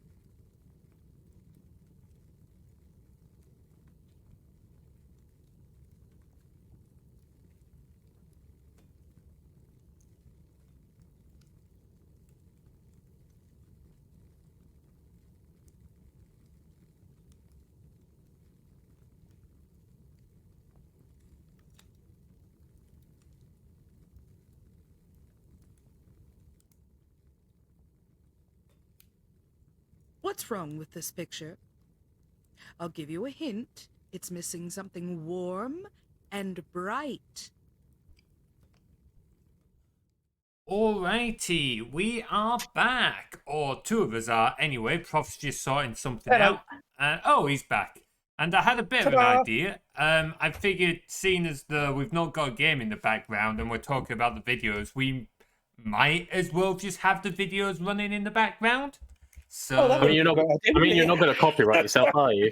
I mean, it would be an interesting decision now, wouldn't it? Giving myself a copyright strike. So how have I got a copyright strike? I don't remember doing this to myself. It'll be a bit how the fuck do you pronounce it? I shit show. fucking hate English. Oh boy. But yeah, it'll be an interesting play to make, won't it? Indeed. Oh, man. So, like, going back to sort of the characters and stuff like that then, who is everyone's favourite character of everyone who's been on so far? Who is your guys' favourite character? Honestly, the narrator. Okay, not an answer I was expecting. I've really enjoyed being the narrator, I'm not going to lie. I think my favourite one as the narrator was probably the one where we had Minnie on as loose strings.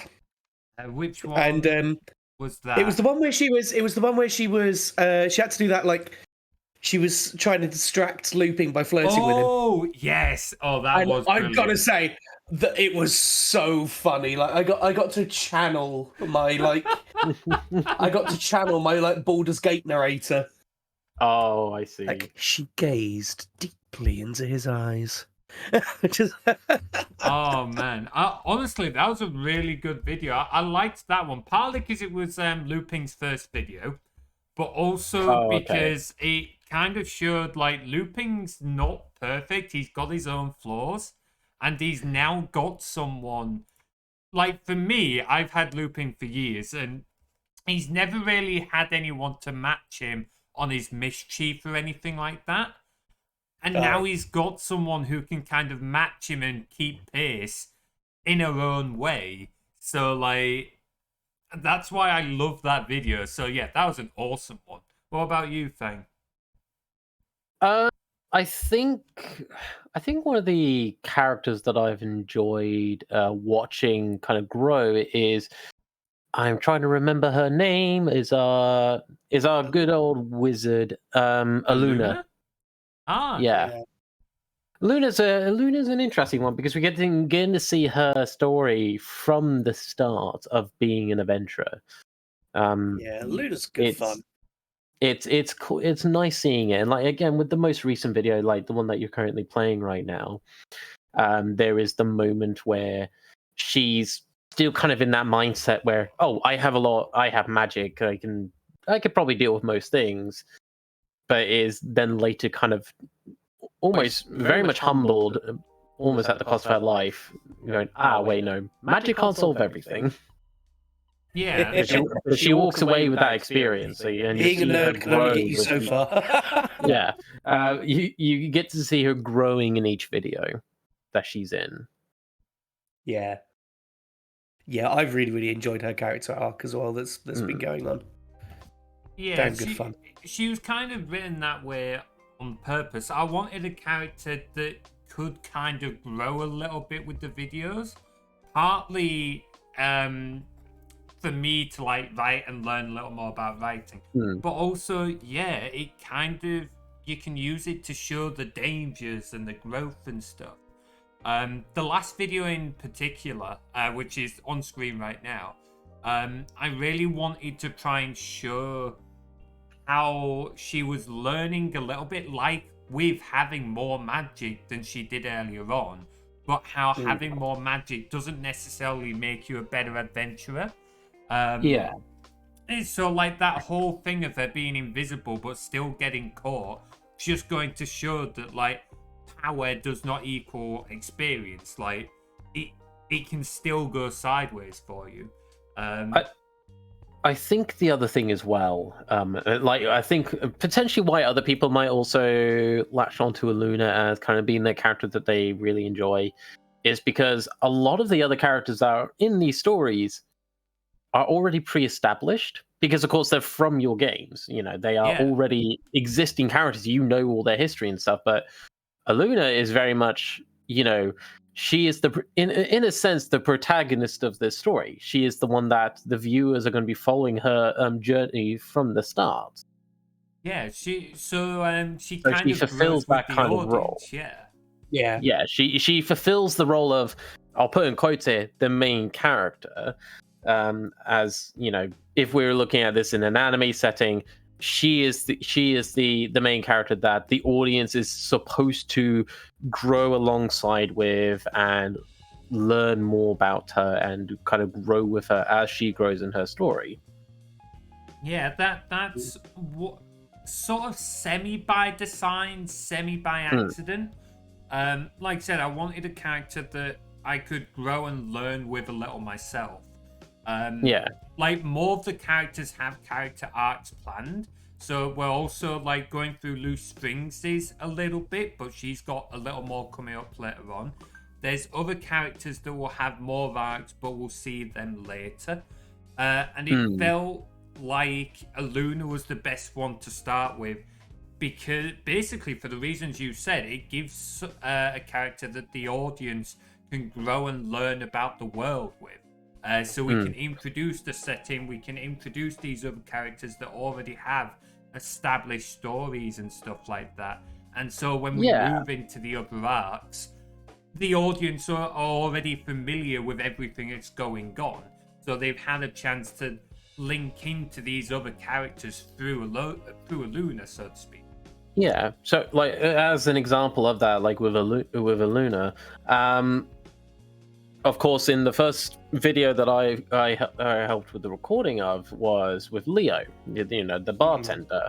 She has gotten a bit of a sense of what he is. She knows that he's a ex-adventurer who has decided, you know what, that lifestyle's not for me. I'm more than happy to do the administration stuff here. And I can imagine through her, or through people that she interacts with, you could potentially learn more about what Leo's previous life was like and why he has potentially stopped going on adventures. Yeah, like through that first video itself, when she's talking with Auric and that, you could see like Auric saying to her, "Look, this is a dangerous lifestyle. Are you sure you want to do this?" Like, it very much setting that tone of, as you say, Leo tried it and realized it wasn't for him. And again, that was kind of shown in the last video, because it's like, it very much showed to her, look, this is dangerous. It can go wrong. In like some of the adventures she's had between videos, like well, you can look at the moment on screen if you really want. Yeah, like, exactly. This moment itself currently is like kind of almost it's showing gone that. wrong, and she has been caught as a result. And if looping wasn't there, chances are she probably wouldn't have made it through the night. Admittedly, even without the looping situation, I would say if it wasn't for the elf stopping the halfling by wanting to utilize Luna for money purposes, by like selling her off or whatever, I very much believe Luna would have died. In this moment, because the halfling would have just dealt with the loose end and then moved on. Absolutely. It's by chance. It is essentially by chance, or perhaps even divine intervention to a degree, that something stopped the halfling. There's something just so happened to be the elf's greed. Yeah, like, so explain it from like their character's point of view. They initially took her alive because like they needed to know who else was there. Did they have to worry that someone was going to rat him out to the guards? They needed information. But once they had that from Luna, then why would they keep her around? She's a loose end. The halfling was going to just not roll her into the water. The only reason the elf kept her alive was because he thought, ooh, she could be worth money. It's essentially through greed. She's a magic user. Yeah. She's a magic user. We can make some profit out of this. I know some and again, you established in the story as well that he's actually the main person who's doing the dealings here. The halfling is just the in-between person. Yeah. So he probably had more ways of utilizing the mage in terms of knowing where to sell her or anything like that. Exactly. It's literally through him, like, seeing her as effectively just a pouch of gold. It's through his greed that she's effectively alive. Because obviously Lupin comes to the rescue, but he was delayed. He had the orc to deal with first. He only got in after he'd stopped her. So yeah, the whole story was written partly to have a bit of a tense moment for the audience for this specific story. Like, is Aluna going to get out alive? But also for Aluna herself, giving her that chance to show. Wow, people are really overfeeding this fire tonight. Okay, at least this time I'm not. My God, not again! Fire. The video's on fire. Fucking hell. The video. But yeah, it's also to show that Aluna herself, realizing just how easily it can go sideways, and how just training in magic isn't enough. You've got to know how to use your magic. You've got to have the situational awareness. You've got to be able to use all these different things.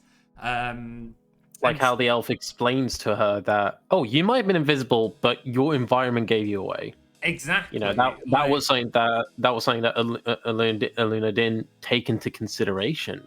Because again, she's still relatively new to the world of magic as well. She knows magic. She knows minor tricks as such. I'll put in quotations like prestidigitation and stuff, but she's been learning more and more powerful spells as she goes, but she hasn't utilized them via experience yet. Yeah, the idea is that it's more he looks amazing. Fram did a fucking amazing job with looping in this. I love the way Fram draws looping. As a side note, love her art style for it. Fram's just brilliant. Anything she draws is wonderful. And this is what happens. He looks majestic when he's killed an when he's killed Fang. When he's killed me again. But yeah, the idea with Luna is she's familiar with magic. She's got a bit of history. She's learning more powerful magic, but she's not. The idea I was trying to go with this story was she isn't familiar with how to apply magic to this skill set. Or up until this point, her history with magic has been more doing magic shows or doing odd little loose ends. Yeah. I was gonna say if I remember correctly from the new recruit video, she does say, oh, I used to help my mother with magic shows. Now that she's passed away, though, I wanted to kind of strike out into the world and learn more. So you can tell just from that kind of moment that she has an understanding, but again, as you said, its application is very limited. The application was to entertain or to, for a crowd, not necessarily for adventuring. Yeah, it's a very different use case, and so it's not just what magic you know, but knowing how to use it. I'm pretty happy with how this video turned out in that regard. I think it does what I set out to achieve. Yes. With just kind of showing how much Luna still has to grow. But another thing is, and this kind of leads into my favorite character, though this isn't a surprise, is Looping, because he's my character. Obviously, I've written all of them, but Looping is my character. It shows Looping's not that much more experienced either. He goes in and he immediately kills one of them and captures the other through information, because that's what they're after. So he shows some experience there. But because he's killed the wrong one, he can't get information now. He can't get the right information that he needs. So it shows that he himself, while he has more experience than Luna, he has more of an idea he's not that far into his like adventure and journey either. And while he's more naturally talented in some of these tasks, he's still got a lot to learn. He himself still needs to like learn and make progress. He's definitely more aloof than some. He's more aloof in certain aspects. Again, like he knows what he's doing. Is just not the greatest of doing exactly what is needed. Yeah, he's like he's got enough experience to be able to complete the job. It's just not necessarily enough experience to complete the job well, and that's why he's still got to grow. Yeah. It also kind of shows a little bit of another side of looping that we don't talk about much on streams. Obviously, my streams are a lot more goofy. Materies, I goof off more than what my character lore is. Looping goofs off more, Lakea goofs off more. But looping still has other sides to him. While he is very much a clown, he likes to mess around, wind people up and stuff like that. He's not a character to mess with. Oh, hello. Speak of the devil. I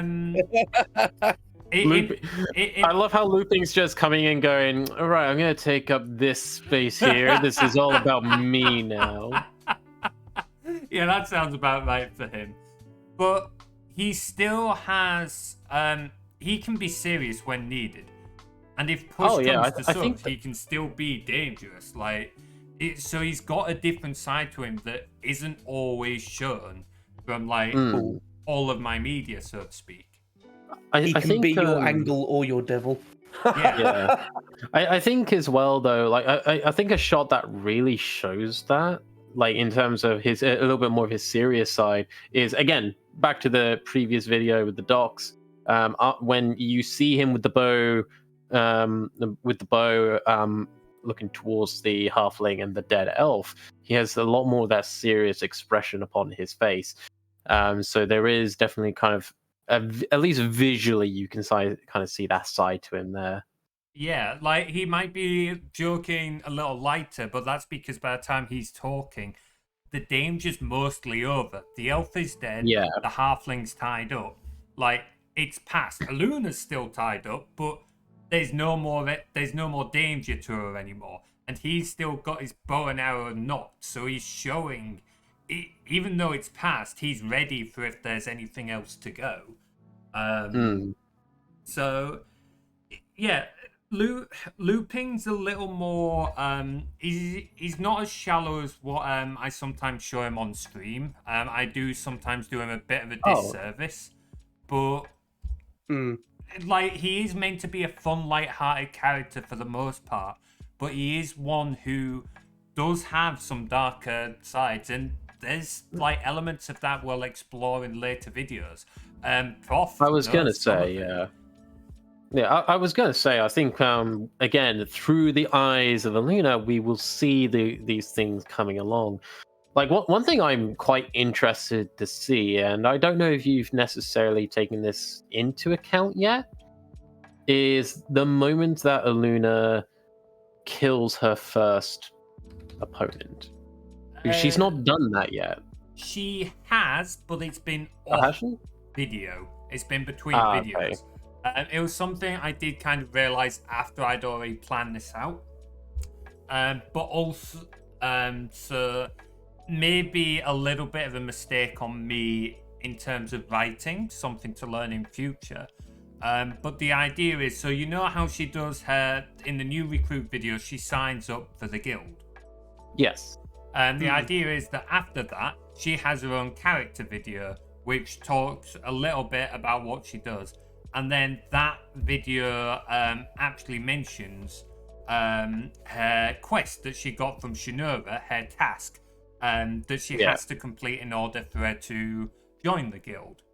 And then the next story video she's in is after she's done that task. And my thinking at the time was I was trying to encourage people to go and watch the character videos as well. But in hindsight, that might not have been the best way of writing it. So to explain the story there, her task from Shinura was that in the quarries to the west of Karnag, there were some goblins that had made camp near the quarries. They were hiding inside the cave. There was only a small group of 3 of them. And so Luna was tasked with clearing them out. Shinu wanted to see if Luna had that metal. Could she deliver on that? And kind of lead into what you were talking about there, Fang. And the way Oh, go on. Sorry, I was going to say, I still think there is still the potential exploration of a maybe not necessarily a first kill, but goblin is what you typically think of Leviathan Train killing off. They're more, and I'm going to do this in quotes again, monster than person. Yeah, I see. They are. Yeah. They're not human. They're not humanoid in the sense of like a tabaxi or an orc and stuff like that. They are very much so. They're less culturally accepted in typical D&D setting. Yeah, they are a creature to be disposed of. They're more pests than anything. But say, for example, again, I'll use Stolem here as a on-screen thing. Like, if she had to try to kill Stolem, how would she handle that? Yeah. Yes, she can probably sling spells off at him, but I think I'm fair to say this. He is a intimidating presence. That is true. That's definitely one way to put it. There's monsters, but then there is people. There's also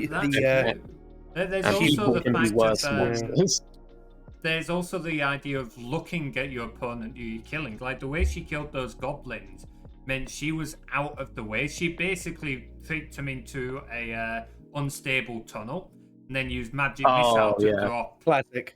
Yeah. There's a difference.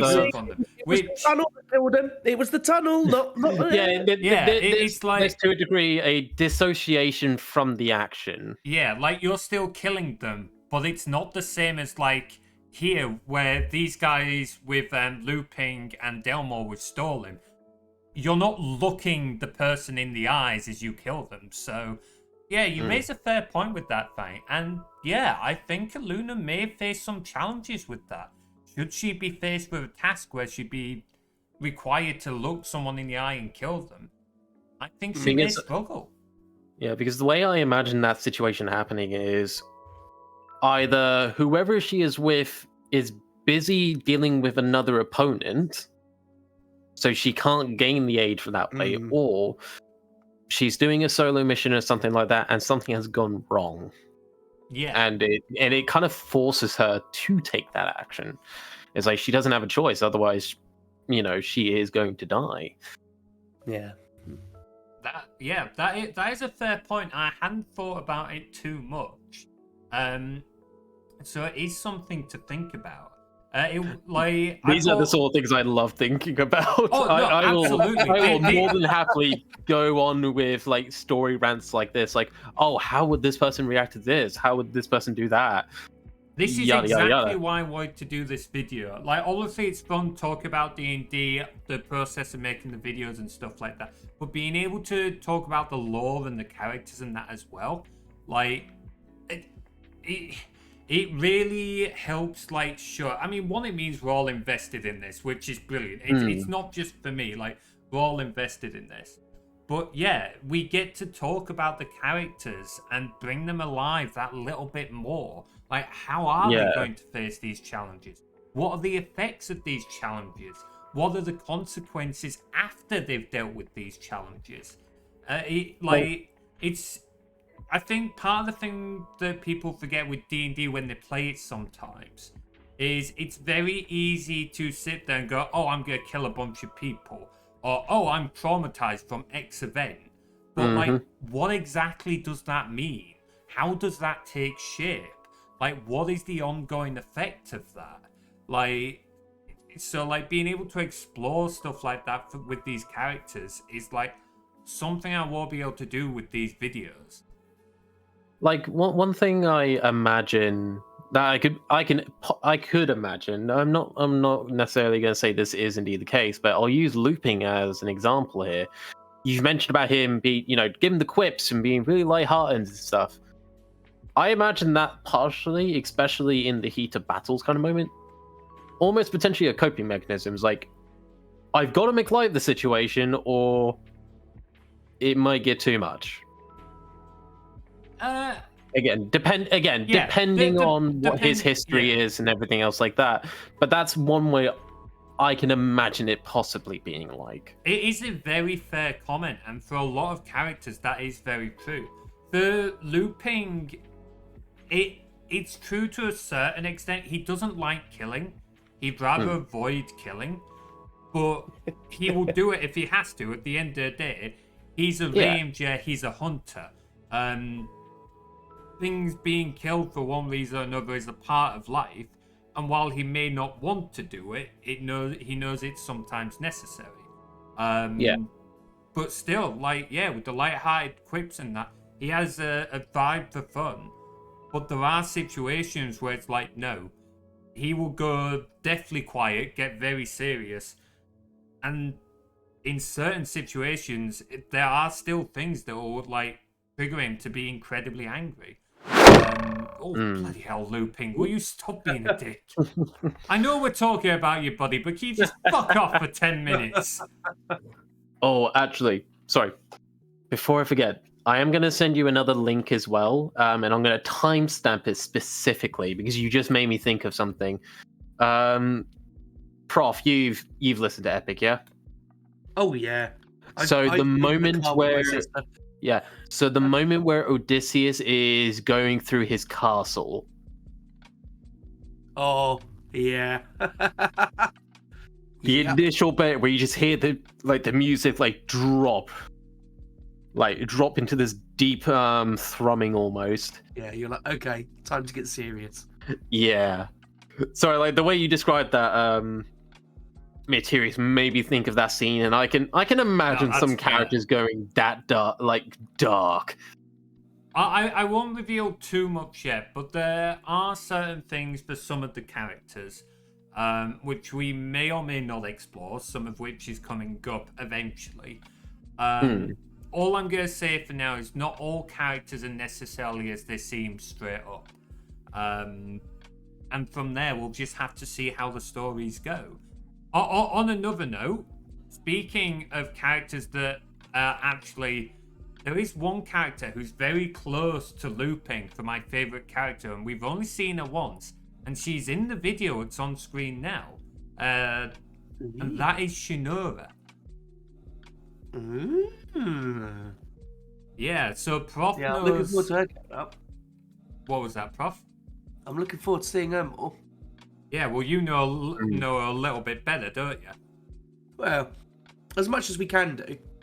Yeah. Shinora, the infamous leader of the Oak and Shields Guild. For the most part, when I've been casting folks, it's been, all right, who's around, who's potentially interested, who sort of matches the character that I'm trying to do here. For the most part, it's been a bit of fun. When it came to casting Shinora, though, I was a little more protective. I didn't want to give Shinora to anyone. Or just any old anyone. Because I want her to be shown in a certain way. And that's one of the reasons why I asked Liminal to voice her. Because Liminal has more experience, and I figured Liminal could do a good job with her, and they did. I'm not going to reveal too much about Shinora, but she is a character that I am really fond of, and I am looking forward to maybe seeing a little more with where she goes. Part of the way I see D&D is that not all questions will be answered. Sometimes there will be things that you'll never know the answer to. And Shinora may just be some of those questions. And again, as well, if we are looking from the perspective of Aluna, we're not going to. At the end of the day, we get what information we get primarily from her perspective on these adventures, which I like the idea of you get glimpses into these other characters' lives, and some more so than others, depending on her relation with them. But with Shinura, for example, I don't imagine Aluna being buddy with the Guildmaster. So you're not going to see as much behind the curtains, but you may get glimpses. There will be things coming later where we will see a little bit more. I'm not going to say who with or how so. Yeah. But I do have things in some videos that will probably not be till later this year, because it's a good few videos down the road. Yeah. But there may be things where we see a little bit more with this character. And yeah, I am looking forward to it. She's a character that, like I said, I am a little more protective of, and I want to be able to show her in a certain light. Another part of it is, I think, Fram, again, we keep singing her praises. She is just fucking amazing.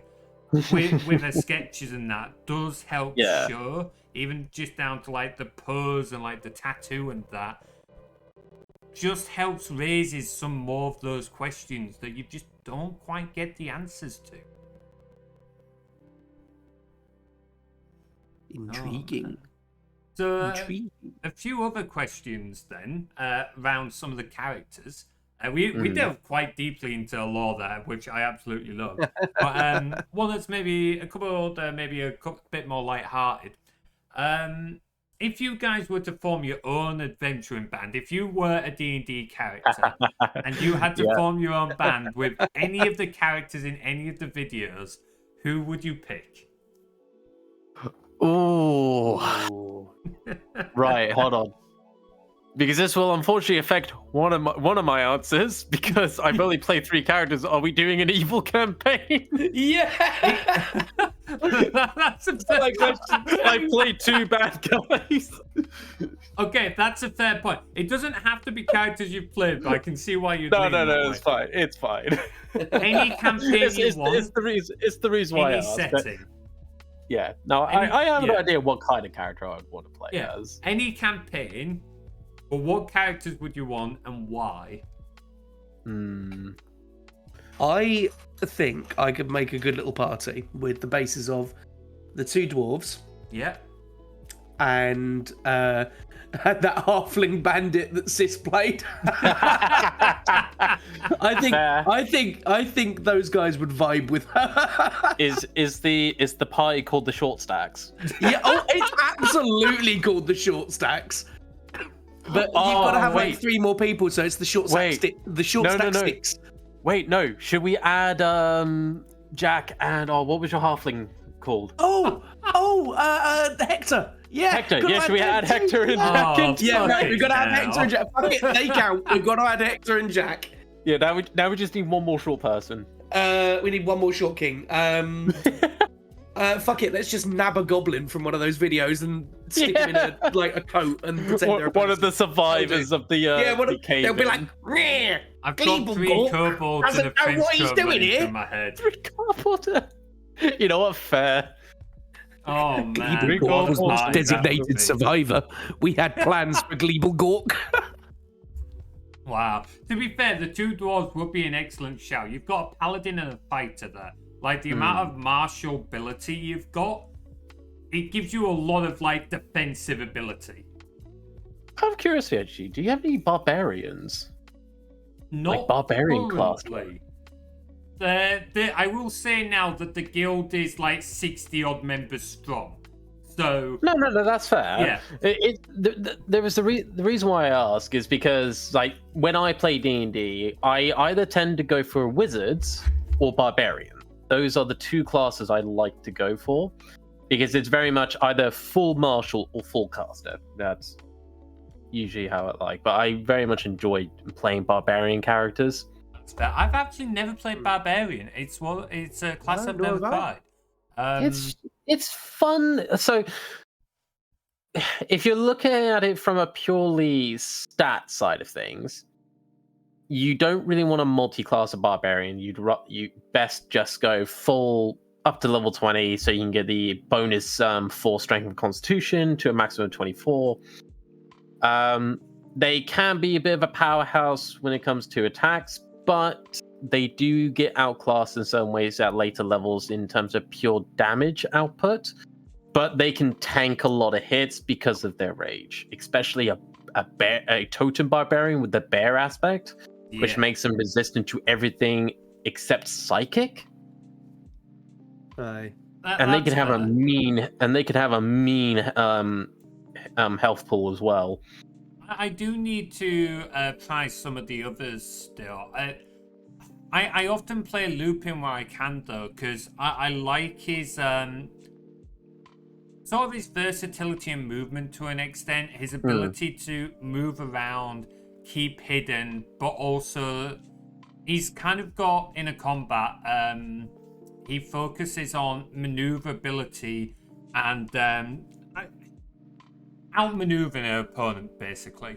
Staying at a range, staying hidden, but still being able to deal greater damage and have more versatility than what your typical rogue might have. And I just really like that playstyle. I do need to try some of the others, and there is something to be said about being able to like just go charge in there.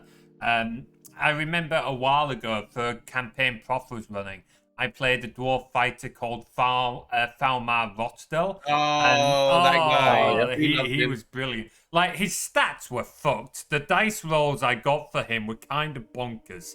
But at the same time, he was hilarious. So, he had 20 strength and 20 constitution. Yep. Fair. But he had, I think it was it 6 or 7 intelligence? And like 9 charisma. A proper grog character then. He like I have an intelligence of 6. I know what I'm doing. Like in a combat, he kicked ass, but outside of that, he didn't know what the fuck he was doing. Also, Catlan, welcome on in. How you doing? Catlan, hello. So one of my old characters I used to have, Rufkar, he was a zealot barbarian. This is many years ago now, but I remember him being essentially a chosen warrior of battle, hence the zealotry aspect of it. You know, and he would only go down if the gods deemed that his time on this plane was up. And that's kind of how I went about with him.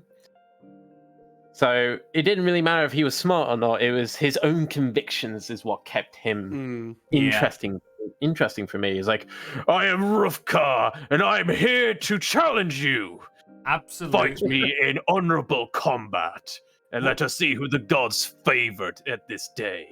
Sometimes playing the simple characters is just a bit of fun, isn't it? Like, it's all, like, it's great having a full, diverse character with, like, a great story and stuff, but sometimes just having a simple character really has it's just a bit of freedom, really. It's a bit freeing. What I loved about Falmar was the fact that he basically drunk and he fought. He had survivor's guilt, but he basically just drunk and fought. There was a sorcerer in the party who always threw fireballs. And it she was a wild magic sorcerer, wasn't she? Yeah, and she kept hitting Falmar and the other barbarian who was in the party. And Falmar just didn't give a shit. It's like, I can take it. Oh. Do you remember when she accidentally killed the party dog? Oh no. Oh no. That was She wild magicked while they were in a tiny room interrogating a guard. She tried to cast a spell. Wild magicked, cast fireball centered on herself. And the way I played it was just like, there's 2 guards walking past having a conversation. Yeah, how's the wife? She okay? And then they just sort of hear magic being spoken inside, and they just see the door of this room just get blasted off its hinges. I'd like to point out, we were trying to rob a bank. We were sneaking into a bank to rob it. Can I just say as well, we all know that story would have gone very differently if one of the guards if the guard had turned around and said, "Oh, you're looking forward to your retirement tomorrow." Yeah, just one more day. Those guys were fine. It was the guard they had tied up against the wall. He got fucking nuked. Fair. Oh, I will say, sorry, just before I forget, in terms of like past characters, one character that I did for a D&D RPG server was, I believe I called them Minos, who was again a barbarian minotaur. But he was a bad guy. He was just very evil. Whereas I gave you the example with Ruka, he like fought with honor and everything else like that. Minos was also a zealot, but he was just a murderer. It was just very much the case of he worked more on animalistic instincts, and bloodlust was his thing. Yeah. Nice. And like his signature thing, like him entering a scene, is that you'd hear the scraping of metal against stone. Whoops. And the heavy footsteps of something approaching, and the character would look over and they see this like over 7 foot tall minotaur with like a broken horn, scars all over his body, just dragging this hefty double-headed great axe. Nice. Very nice. Just going back to all the previous topics a little bit, because like Prof said this was his favourite video, the one that's on screen now. This sketch of Lupin and Strings, this Which might is now be one of my Oh, fuck off, Lupin! Stop turning everything! Why? Asshole! What a shit! Oh, boy. I was about to say this might be my favourite sketch, but now I need a sketch of someone kicking him in the ass. Yeah, I think this might be one of my favourite sketches, I think, of these two characters. It just looks like... I don't know why, but I just really love this sketch of these two. It's a really great sketch. Yeah. Oh, that's fair. Really It does. It's a very nice centerpiece bit here. It is a very nice centerpiece, but I will say the following sketch, you know when Strings gets close to Lupin? Yeah. When Fram first sent me that sketch to this one. When Fram first sent me this sketch for me to validate, I spat my drink out and fell off my chair laughing. Like, like I described the scene to Fram like for her to draw. I hadn't quite envisioned it to be quite this way. Even down to like the tilt. That's on Fram. I didn't tell her to do that, but it fucking sells it. It's beautiful. I'm sorry, Materies, but I'm just gonna be sending you another video. I'm gonna be here all night. Prof, I think you'll appreciate why I've sent him this particular video, considering the picture on screen. The song "There Are Other Ways" with Cersei.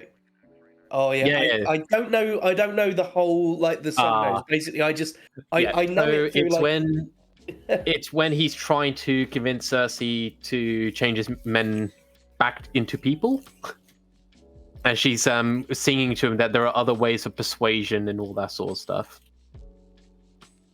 Oh, I look forward to giving that one a watch then. It's good. Man. So, back on choosing characters for something. Here's the one. You've decided what party you'd like. Which character would you hate to have as an arch enemy? Honestly, probably Stolen Revived. Interesting. Okay. No, Shinura's a good option, actually. The problem is, I know a lot more about Shinura than everybody who's watched the videos. That's fair, but I also just imagine, considering she is the head of the guild as well, you don't want to be messing with those resources. I can confirm that she has under that Shinura would be the worst one to have as your enemy. That is just an objective fact. But I was curious which one you guys would hate more. Interesting that you picked Stolen. I can imagine a Reverend Stolen. Ooh. Like a Reverend Stolen who is actively seeking the two who murdered him.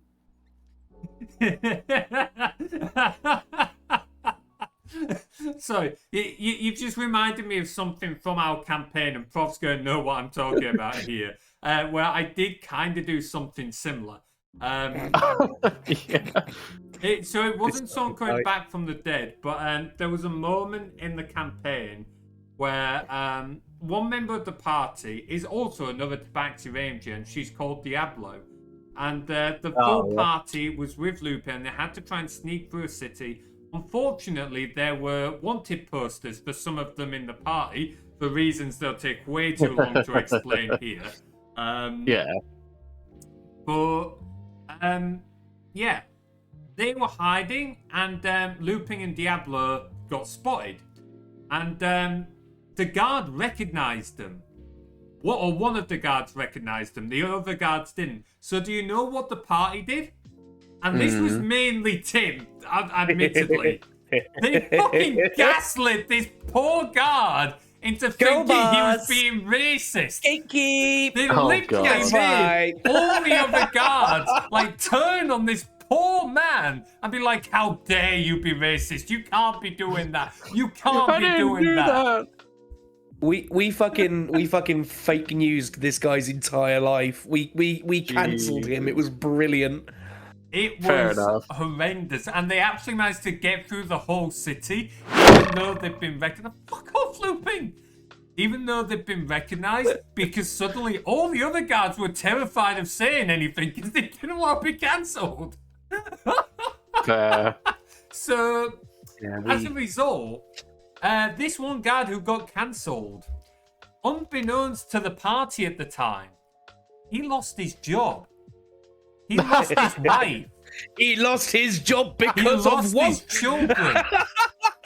He was made homeless. Bastards! He was forced to leave the city, and so became a bandit, having to live off the land in crime.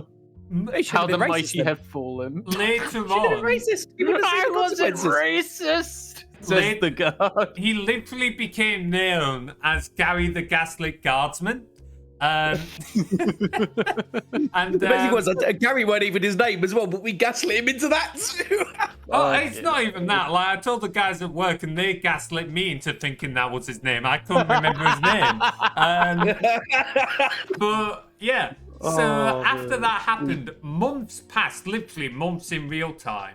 And then later on, I was like, it's time to bring him back. And so this guardsman came back, beefed up in stats with other bounty hunters, and they were hunting Lupin and Diablo. They wanted those two Tabaxi for ruining his life. He wanted to drag them back to the city and prove to everyone that they were who he said. And he was going to make it happen. And these poor guys had to fight him off in the worst way. You will confess. we truly girl bossed too close to the sun, you know. Oh man, yeah, that genuinely made me angry as well. Like, usually I laugh it off, I just bounce off folks, but no, that was genuinely that made me angry the way these guys handled that. It's like, I can't believe you've done this to this poor guard. We found a non-violent solution to a problem. Nobody fucking died. No, hang on. Hold on. I'm going to quote someone here for a moment based on the musical. As Poseidon says, ruthlessness is mercy upon ourselves. Exactly. Could have avoided all of this if you just killed the guy. Oh, I can't believe. Like, the thing is, you did kill him as well in the end. It just took months. We've been getting in trouble for killing people willy-nilly, and also, like, at the same time, you went in and killed nearly a dozen dwarf guards who were your own brothers in arms. I'm more worried about the fact you're more concerned about that than you. Less concerned about that than you are that we ruined one person mentally. Who was it that you ruined mentally? I've lost track. So many. Yeah, it literally. Me at this point. I'm a new man. I don't have anything to do with that. I'm a new man. I don't have anything to do with this. I don't know who this dwarf fellow is. You are guilty by association. Oh, don't worry. His new character will end up filling the same role. They've got 2 damsels in distress they have to rescue every other fucking session. Fair enough. No, it's true. It's not they're even bad an for it. exaggeration. I don't understand how Diablo and Salix do it. Genuine. Like, there was one situation, and this... I had to end the session at this point, because I genuinely did not know what to do with this.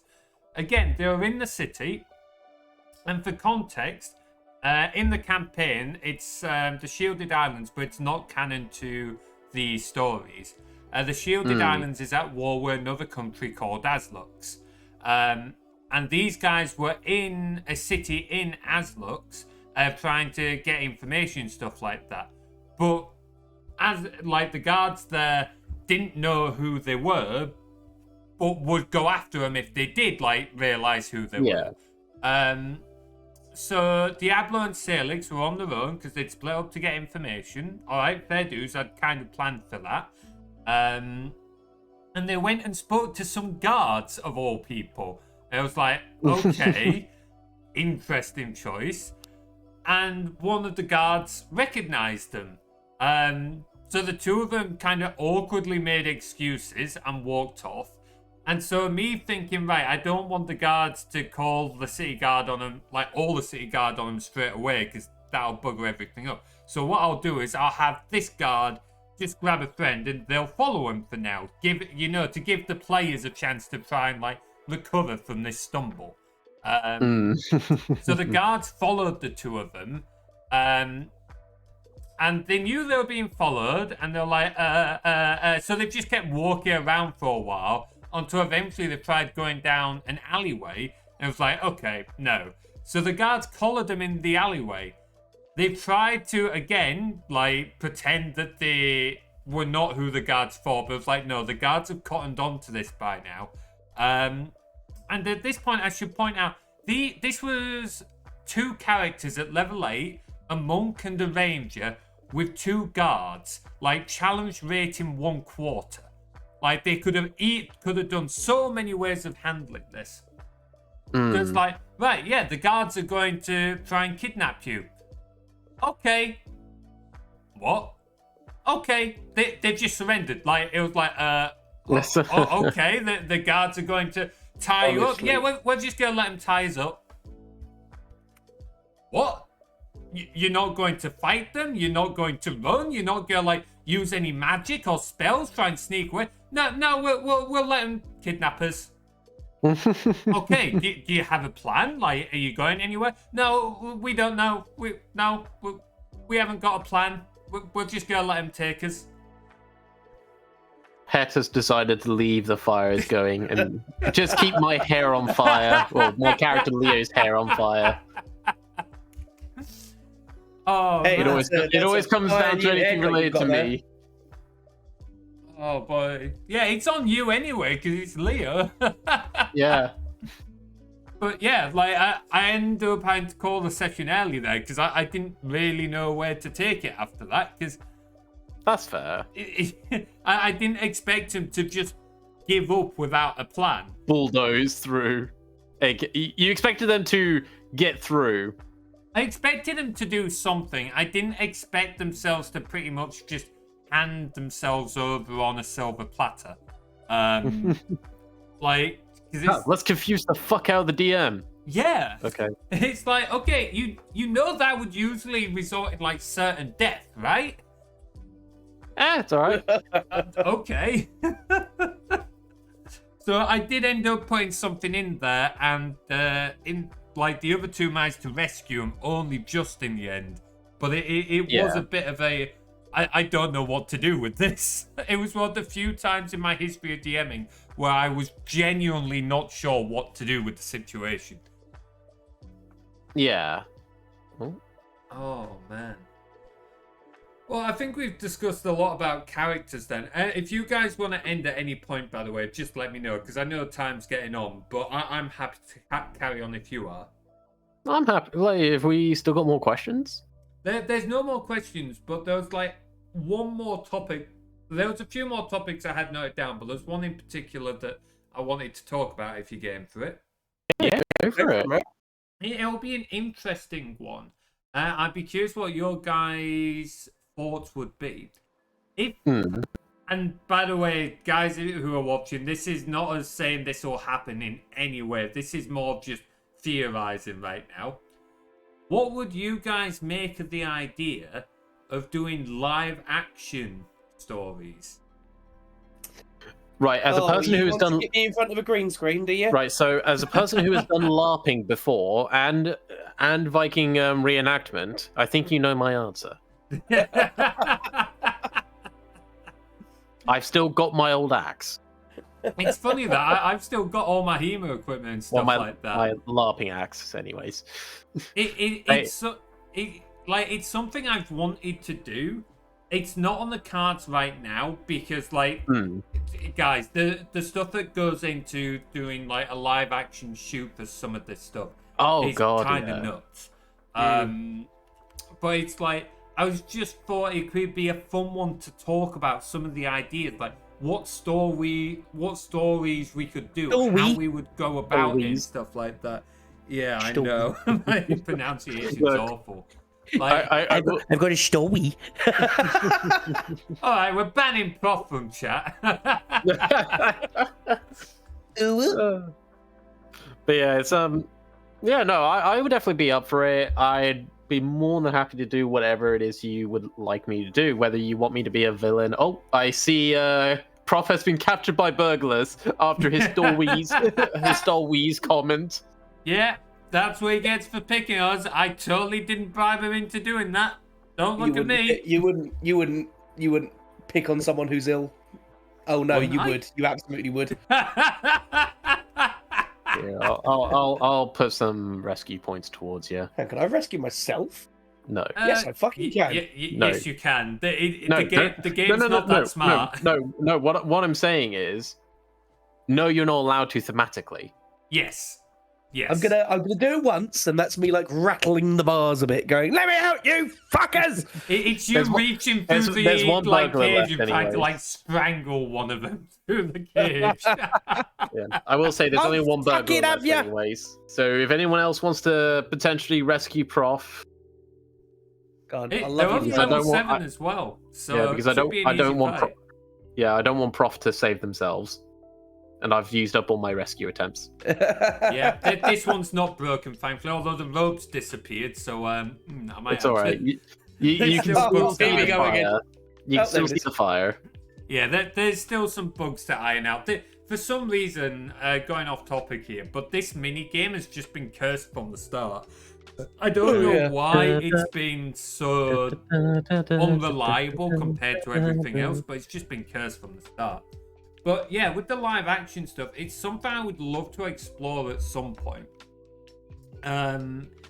It's figuring out what would be a good story for it. For example, if we were to put the effort into a live action, I would want to do a story that's got a little more meat on the bones. Like I wouldn't want to do, let's say, a new recruit, for example.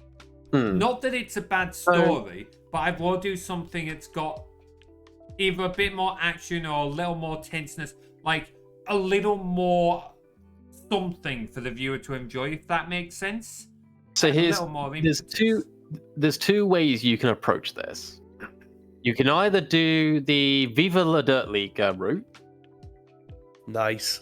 Where you have short skits and everything else like that, where it doesn't necessarily have to be story based. It's essentially with these skits you are establishing the world around. Yeah. You get a bit of an idea of what's there. Also, we rescued Prof. Well done, thank you, my dude. I think I want to stick with the story route. No, that's fair. Then in that case, then with the story route side of things, is again in two parts. Do you want to lean towards the fact of it being tied to the D&D game, or do you want it to be its own individual thing where you don't associate it with a role-playing game? It is, the setting as it is, and this is the story of this particular setting. I think it would be more the setting as is. Like, these stories are based on D&D establish the character's abilities and stuff like that. And while that Yeah. would somewhat carry across into a live action, I'd be less fussed about sticking to the hardcore mechanics and stuff like that. So while it would still use it as its basis, I wouldn't be so fussed about using it as an absolute, if that makes sense. Yeah. So I'd be a lot more open to freeform. Also, like being willing, I would have to be willing to adapt it to some extent because of limitations for the video. Let's take this one for example. It's on screen right now. This is set down in like a abandoned, run down, like urban area of a medieval city. Yeah. Like that would be kind of difficult to try and find a good location for in order to film. Like I don't know of how many areas around the UK we could do something like that. And The UK has plenty of You castles. usually need to get like filming licenses and stuff as well, don't you? As well? exactly. Like So- let's, it is a thing where if you decide to go forward with this, we would need to give it serious dedication. exactly. And So, it is definitely going to be a case of, right, Materies, you can't do this project on your own. You need a core team. absolutely. And that's one of the things that's put me off moving forward with it, because it's like, obviously you guys like join in and help out, but this would be a huge commitment. As you said, I would need the support, like especially as like all three of us are here. We all work full time. None of us do the content full time because we've got to support ourselves. Like it's not something I'd be able to do by myself. And I'm wary of asking other people to put that much time into it because it is a big commitment. So I will say, because I know this is going to be a in the future thing. I'm not imagining this happening anytime soon. Like maybe in the next 2 to so years, depending on how things go. But of course, I'm going to be going to university in September. Yeah. So my time will free up a bit more during that stage.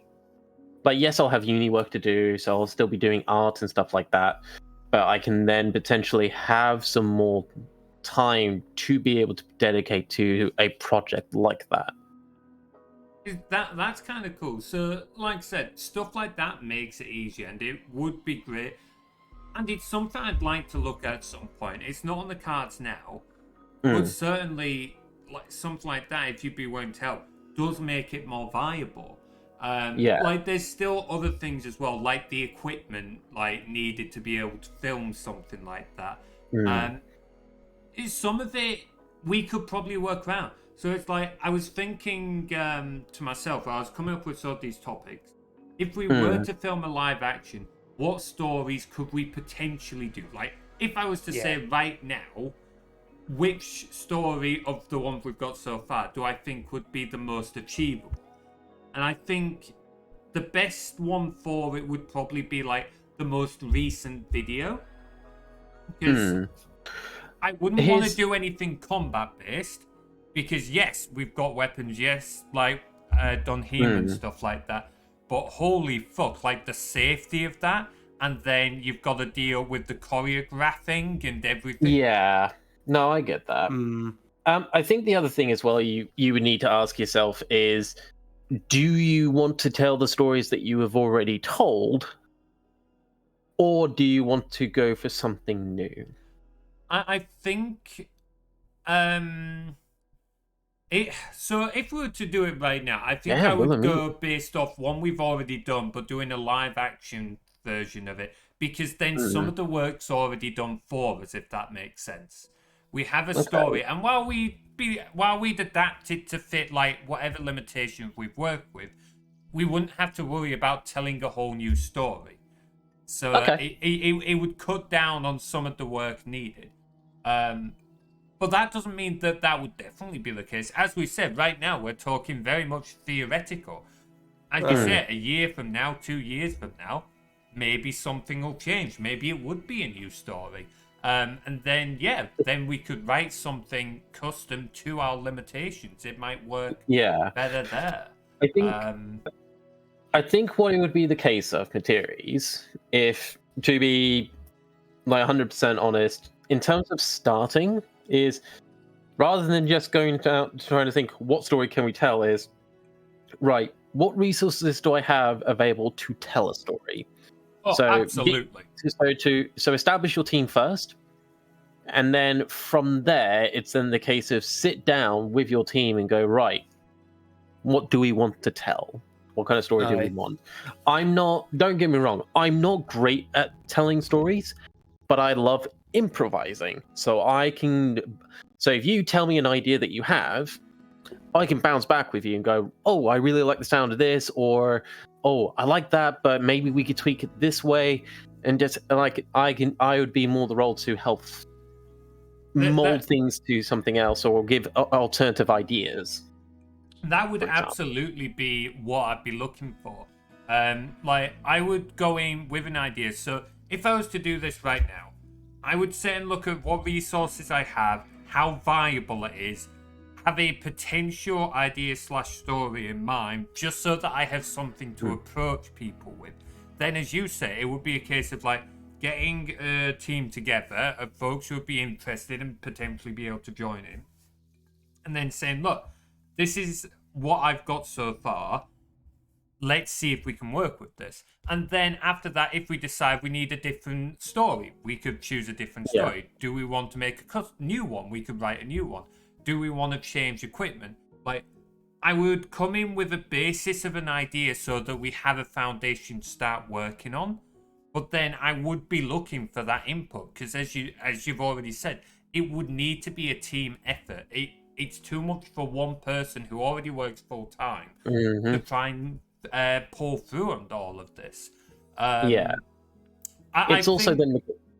Go on. Sorry, I was also going to say. I think also when it comes down to that side of things, depending on how much commitment people want to give to this particular project, which just from the top of my head, I would imagine a good starting point would probably be no more than six videos or six elements to the particular story to start with, because then you're kind of right. Okay, this is what I'm aiming for in terms of length of the story I want to tell. Go from there. But then it's also the case of right, how much can people help contribute in terms of resources? So time, monetary budget, travel, supplies, and all that sort of stuff. This is why when I was thinking about it, because I've given this some thought for a short while now on and off. I was thinking the last video would probably be, of the story so far, the one that I think would be most achievable. It's still outside what could be achieved right now, but is the one I think would be the most achievable for a couple of different reasons. Firstly, I think it is a story that could translate into live action well. While being worth it. Like I said earlier, some of them, like the new recruit, we could totally do, but I don't think it would really add much to it doing in live action. Whereas something like the last one, Trouble at the Docks, would. It's more minimal magic. Some of the others have more magic effects and that in them, which would require more special effects, which I don't think any of us have the skill set for currently. No, I don't have the VX. Exactly. I could be wrong, but I don't think any of us have much of that. And the effects that are there are ones that we could probably work with. Things like Aluna's invisibility. It's like you could do a few simple effects there to work around that, so to speak. Just simulate things. Yeah. Plus you can partially trick it with camera angles and stuff like that. Exactly. Like that one would be an easier one to do than say like Delmore casting magic missile in the combat video. There's also, as I said earlier, there's no combat as such. Someone gets shot in that, but we wouldn't have to try and choreograph like a sword fight or anything. Like No, all you need to do with that particular one is whoever is Umero. I'll say me as an example for the moment, even though I'm not tall. Is essentially pretend of impact, do a convincing and safe fall, and then with editing, have the end of an arrow against my chest. You wouldn't even really need that. I'm You don't using need that to as just look the- at Umero, because it's like True. I've forgotten what it's the halfling talking when it happens. So you could just have the camera looking at the halfling as she's talking to Luna, and then hear the body fall in the background. Yeah, so as it's just you a said, sound effect at that point. Yeah, planning out your camera shots and that. And that's why I think it's one that would work well. It's a story that would have stuff added to it by being done in live action, but it would be more achievable. In terms of locations, it would be, I think, not easy. I would never say a location hunt is easy, because it's just absolutely not. But this would be one that could potentially be done easier than some of the other locations if we were willing to make some compromises. The again, as well, it's also the case of in terms of locations and stuff. One of the things I would probably suggest is looking into local reenactment groups or LARP groups that are potentially in areas that fit the scene, and go, hey, I see you doing things here regularly. Do you mind if we come on the site? We're looking to film this, yada yada. Yeah, absolutely. That's the amount of stuff that goes into behind the scenes, reaching out to groups who may have contacts who can help, reaching out to locations, because you've got to ask for permission to fight, and then work at film, and then work with them for when you can go there, and then you've got to schedule with everyone else, can you make X day, and then you've got to have permits for some of it. For example, I know I'm talking about a different video, but let's say we did do the combat in blades, bows, and battle castings.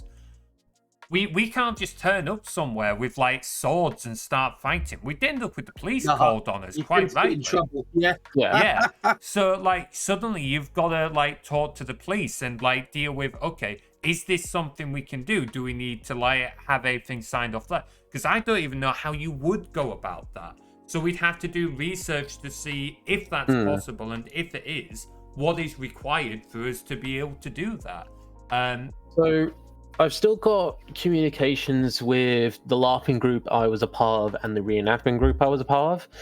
So if we decide that this is something that we do want to potentially take more seriously and potentially start taking steps towards it, I can always ask them how they go about certain things in terms of renting spaces, or if they need to do something in a bit more of a public area, how would one potentially go about that, what needs to be done, so forth and so on. That would be cool, and if we ever get there, I would absolutely take you up on that. This is something I want to do, but at the moment it's just not on the cards. I can't commit the time to it. I'm not convinced I could, other people could commit the time to it. And if we did, right now it would have to just be one video that we work across for months, and then we release that one video. It's not something we'd be able to do frequently. That would be the thing, though, isn't it? It's the case of the way you would have to do it to make it worth it in terms of a video formatting with semi-regular releases is you would have essentially a block of period of time where it is purely the planning and communications of different groups, whoever you need to, after you've done the storyboarding and figured out what we want to do. Then you have a block period where it is filming, so you get the footage that you need for your stories, and then it is the block of time of editing and trimming down the footage and everything else like that, and then finally posting of said videos in a timely manner. It's not the case of doing one filming bit, going away, doing a video and then having to return to do another filming bit to do more. You'd have unfortunately, that takes too long. It would cost too much. It takes too much schedule. You're right, you've got to do everything in. Yeah, you've got to do everything in blocks. Yeah, you absolutely do. This is the thing that goes into some of this background stuff. Like, I've got some experience in organizing stuff like this from, like, my mum runs a dance school. I've ran events before. I've done things like various roles and stuff. But like, I haven't got the experience of directing on a set. Like, I've done location hunting before, for example, but I've not done like directing before. And as you say, like, you've got to plan all of it out beforehand. You've got to chunk it together. And the thing is, as you said, like, if, say, we filmed everything, we finished, and then we go to editing, and it's like, shit, we've missed a bit. It's not easy to suddenly bring everyone back together and then film it. And even if you do, there's no guarantee they'll come out the same. For example, you could film, say we film this docks video and we do the intro bit where it's looping Luna at the docks. If we film that, go to editing and realize we've missed a bit, and we go back, it could be really that things like the weather might be different. It might be sunny one day, then cloudy the other, and that's going to like stand out like a sore thumb on the video. Like, this is really where is that easy. Oh yeah, but this is where I'll say, like, when it comes to that sort of things, again, I have no experience in filming whatsoever, so take my words with a pinch of salt. But this is where it is normally the case of you do multiple takes of a particular scene, so you can make sure there's that you're happy with it. For example, what I would probably do is I would take a laptop with me with some basic editing software, so I can see how that shot looked. Okay, are we happy with how the shot looked? Fantastic. Right, now we can go to the next scene, so forth and so on. And it's that sort of way you'd have to do it. And again, a lot of time, a lot of dedication, but I think overall it would be a really cool and good experience. It really would. And yeah, you would have to do multiple takes. Like, I've done I say I've done no directing before. I have done a little bit of something similar, but it was very much a kind of you know what? I'm not going to say too much because that's spoilers for an upcoming project. No, that's fair. But I've learned a few things recently, we'll say, about how we would go about something like this. But if there's one thing that experience did show, it's still there's a lot more to learn still. And as you say, there's so many different elements that go into it. It would be so much fun to do, and I would absolutely love to do it. But right now, we just, and I say we because it's not just me, as you say, it'd be a team. We don't have the resources, both in time, the amount of time it would take to do something like this, in budget, because even if we did everything on the cheap, we'd still need costumes, we'd still need equipment. It's unlikely it adds up, doesn't it? You know what? I'll tell you what, Materies. At some point, in either like in a few days' time or a few months' time, however you want to do it, let me sit down with you and let's properly go through it. Because I'm going to say no. I'm going to stop you there and say no. I appreciate the offer, but right now, as I said, it's not on the cards, and I don't want to explore it too far because I know what I'm like. I will get stuck on it. Hey, you want another project, Materies? Exactly. Like, this isn't a you thing, Fang. This is very much. This is very much in me. I will start to drive it forward, and I would like right now. It's not on the cards, especially for me and some of the other things I've going on as well. Because in time, the reason why I say that is because you mentioned about costumes. My brain immediately went, well, there's the LARPing group that I know. They have a lot of different outfits and like absolutely, and stuff like that. There's so many folks we know, and we absolutely have the contacts who could help through your LARP, my Props reenactment. I know folks at like various locations and stuff like that. But it is simply just with all the different elements, it comes down to not having enough resources. And as much as I would love to do it, and maybe in the future, that's fine. It's not something that we can do right now. What I'll do, I'll revisit this subject with you in October. Not in October. Once I'm a month into uni, and I could go right. Okay, what's your current projects? The way that Materies gets new projects, mate, it's going to be October. I know we're not starting in October. It's just me going back to you and going. So what are you doing right now? I will let you know when it's a potential. 12,000 years later. The sad fact is, it might end up being something that never happens. I hope it is, but it's a case of working up to it a little bit. But we'll see. Like, there's definitely things we want to do. For now, the current format with these stories and stuff, there's still a lot of stories I want to tell. There's still things we can do to improve. So much we can explore with these characters, this format, and the way we're doing everything. So I'm content with the way we're doing things for now. As an expansion, it would be really cool to go into the live action, and it's great to theorize and such. But for now, it's probably best that we stick to like the current content. Yeah, no, it's all good. Don't get me wrong, I really appreciate your offer and that, but it's just like, oh no, I just saw instantly where my brain was going, and it's like, I've got to pull that handbrake. Yeah, the problem is my brain also went, let's do this. Yeah, that's like in the bud. This is part of the problem with being a creator sometimes. Sometimes you have to know when to say no to yourself, and it's really difficult to learn. Yeah. Oh boy. Well, I think we'll probably wrap things up there then. This stream ended up being a little hashed together for various reasons, but it's been a really good one. I've had an absolute blast of a time. Yeah, I've had an absolute blast, and I will say thank you to you two for joining. It's been great having you on.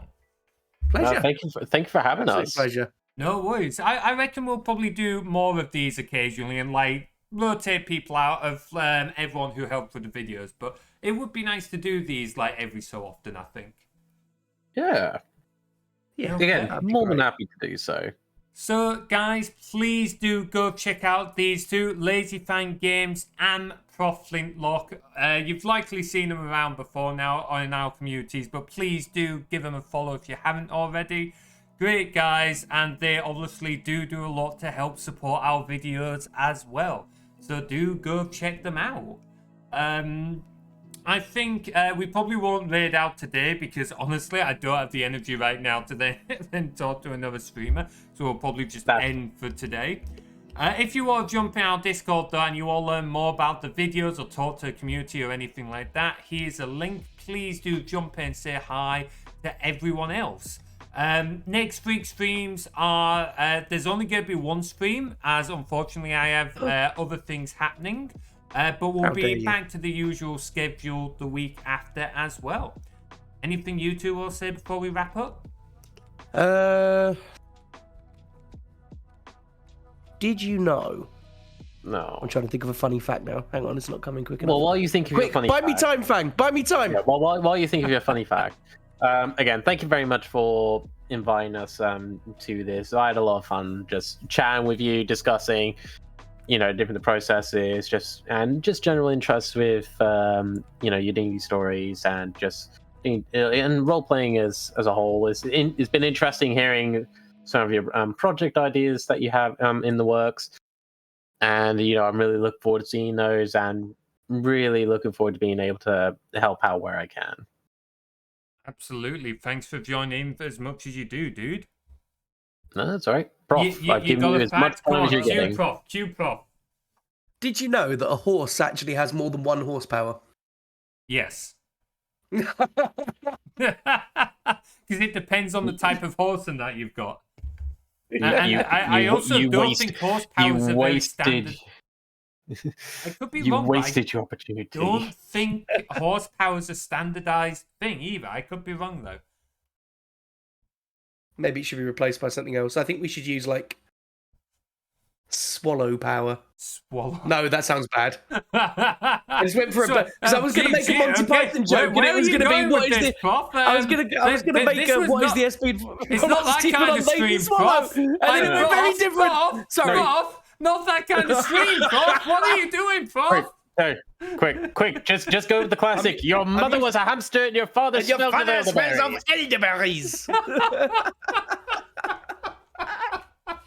Yeah, I think he saved it. Yeah, he totally saved that, right, guys? Yeah. All right, guys. Thank you very much for watching. Stream coming up. All right, guys. Thank you very much for watching, and we'll see you all next time. Take care, folks.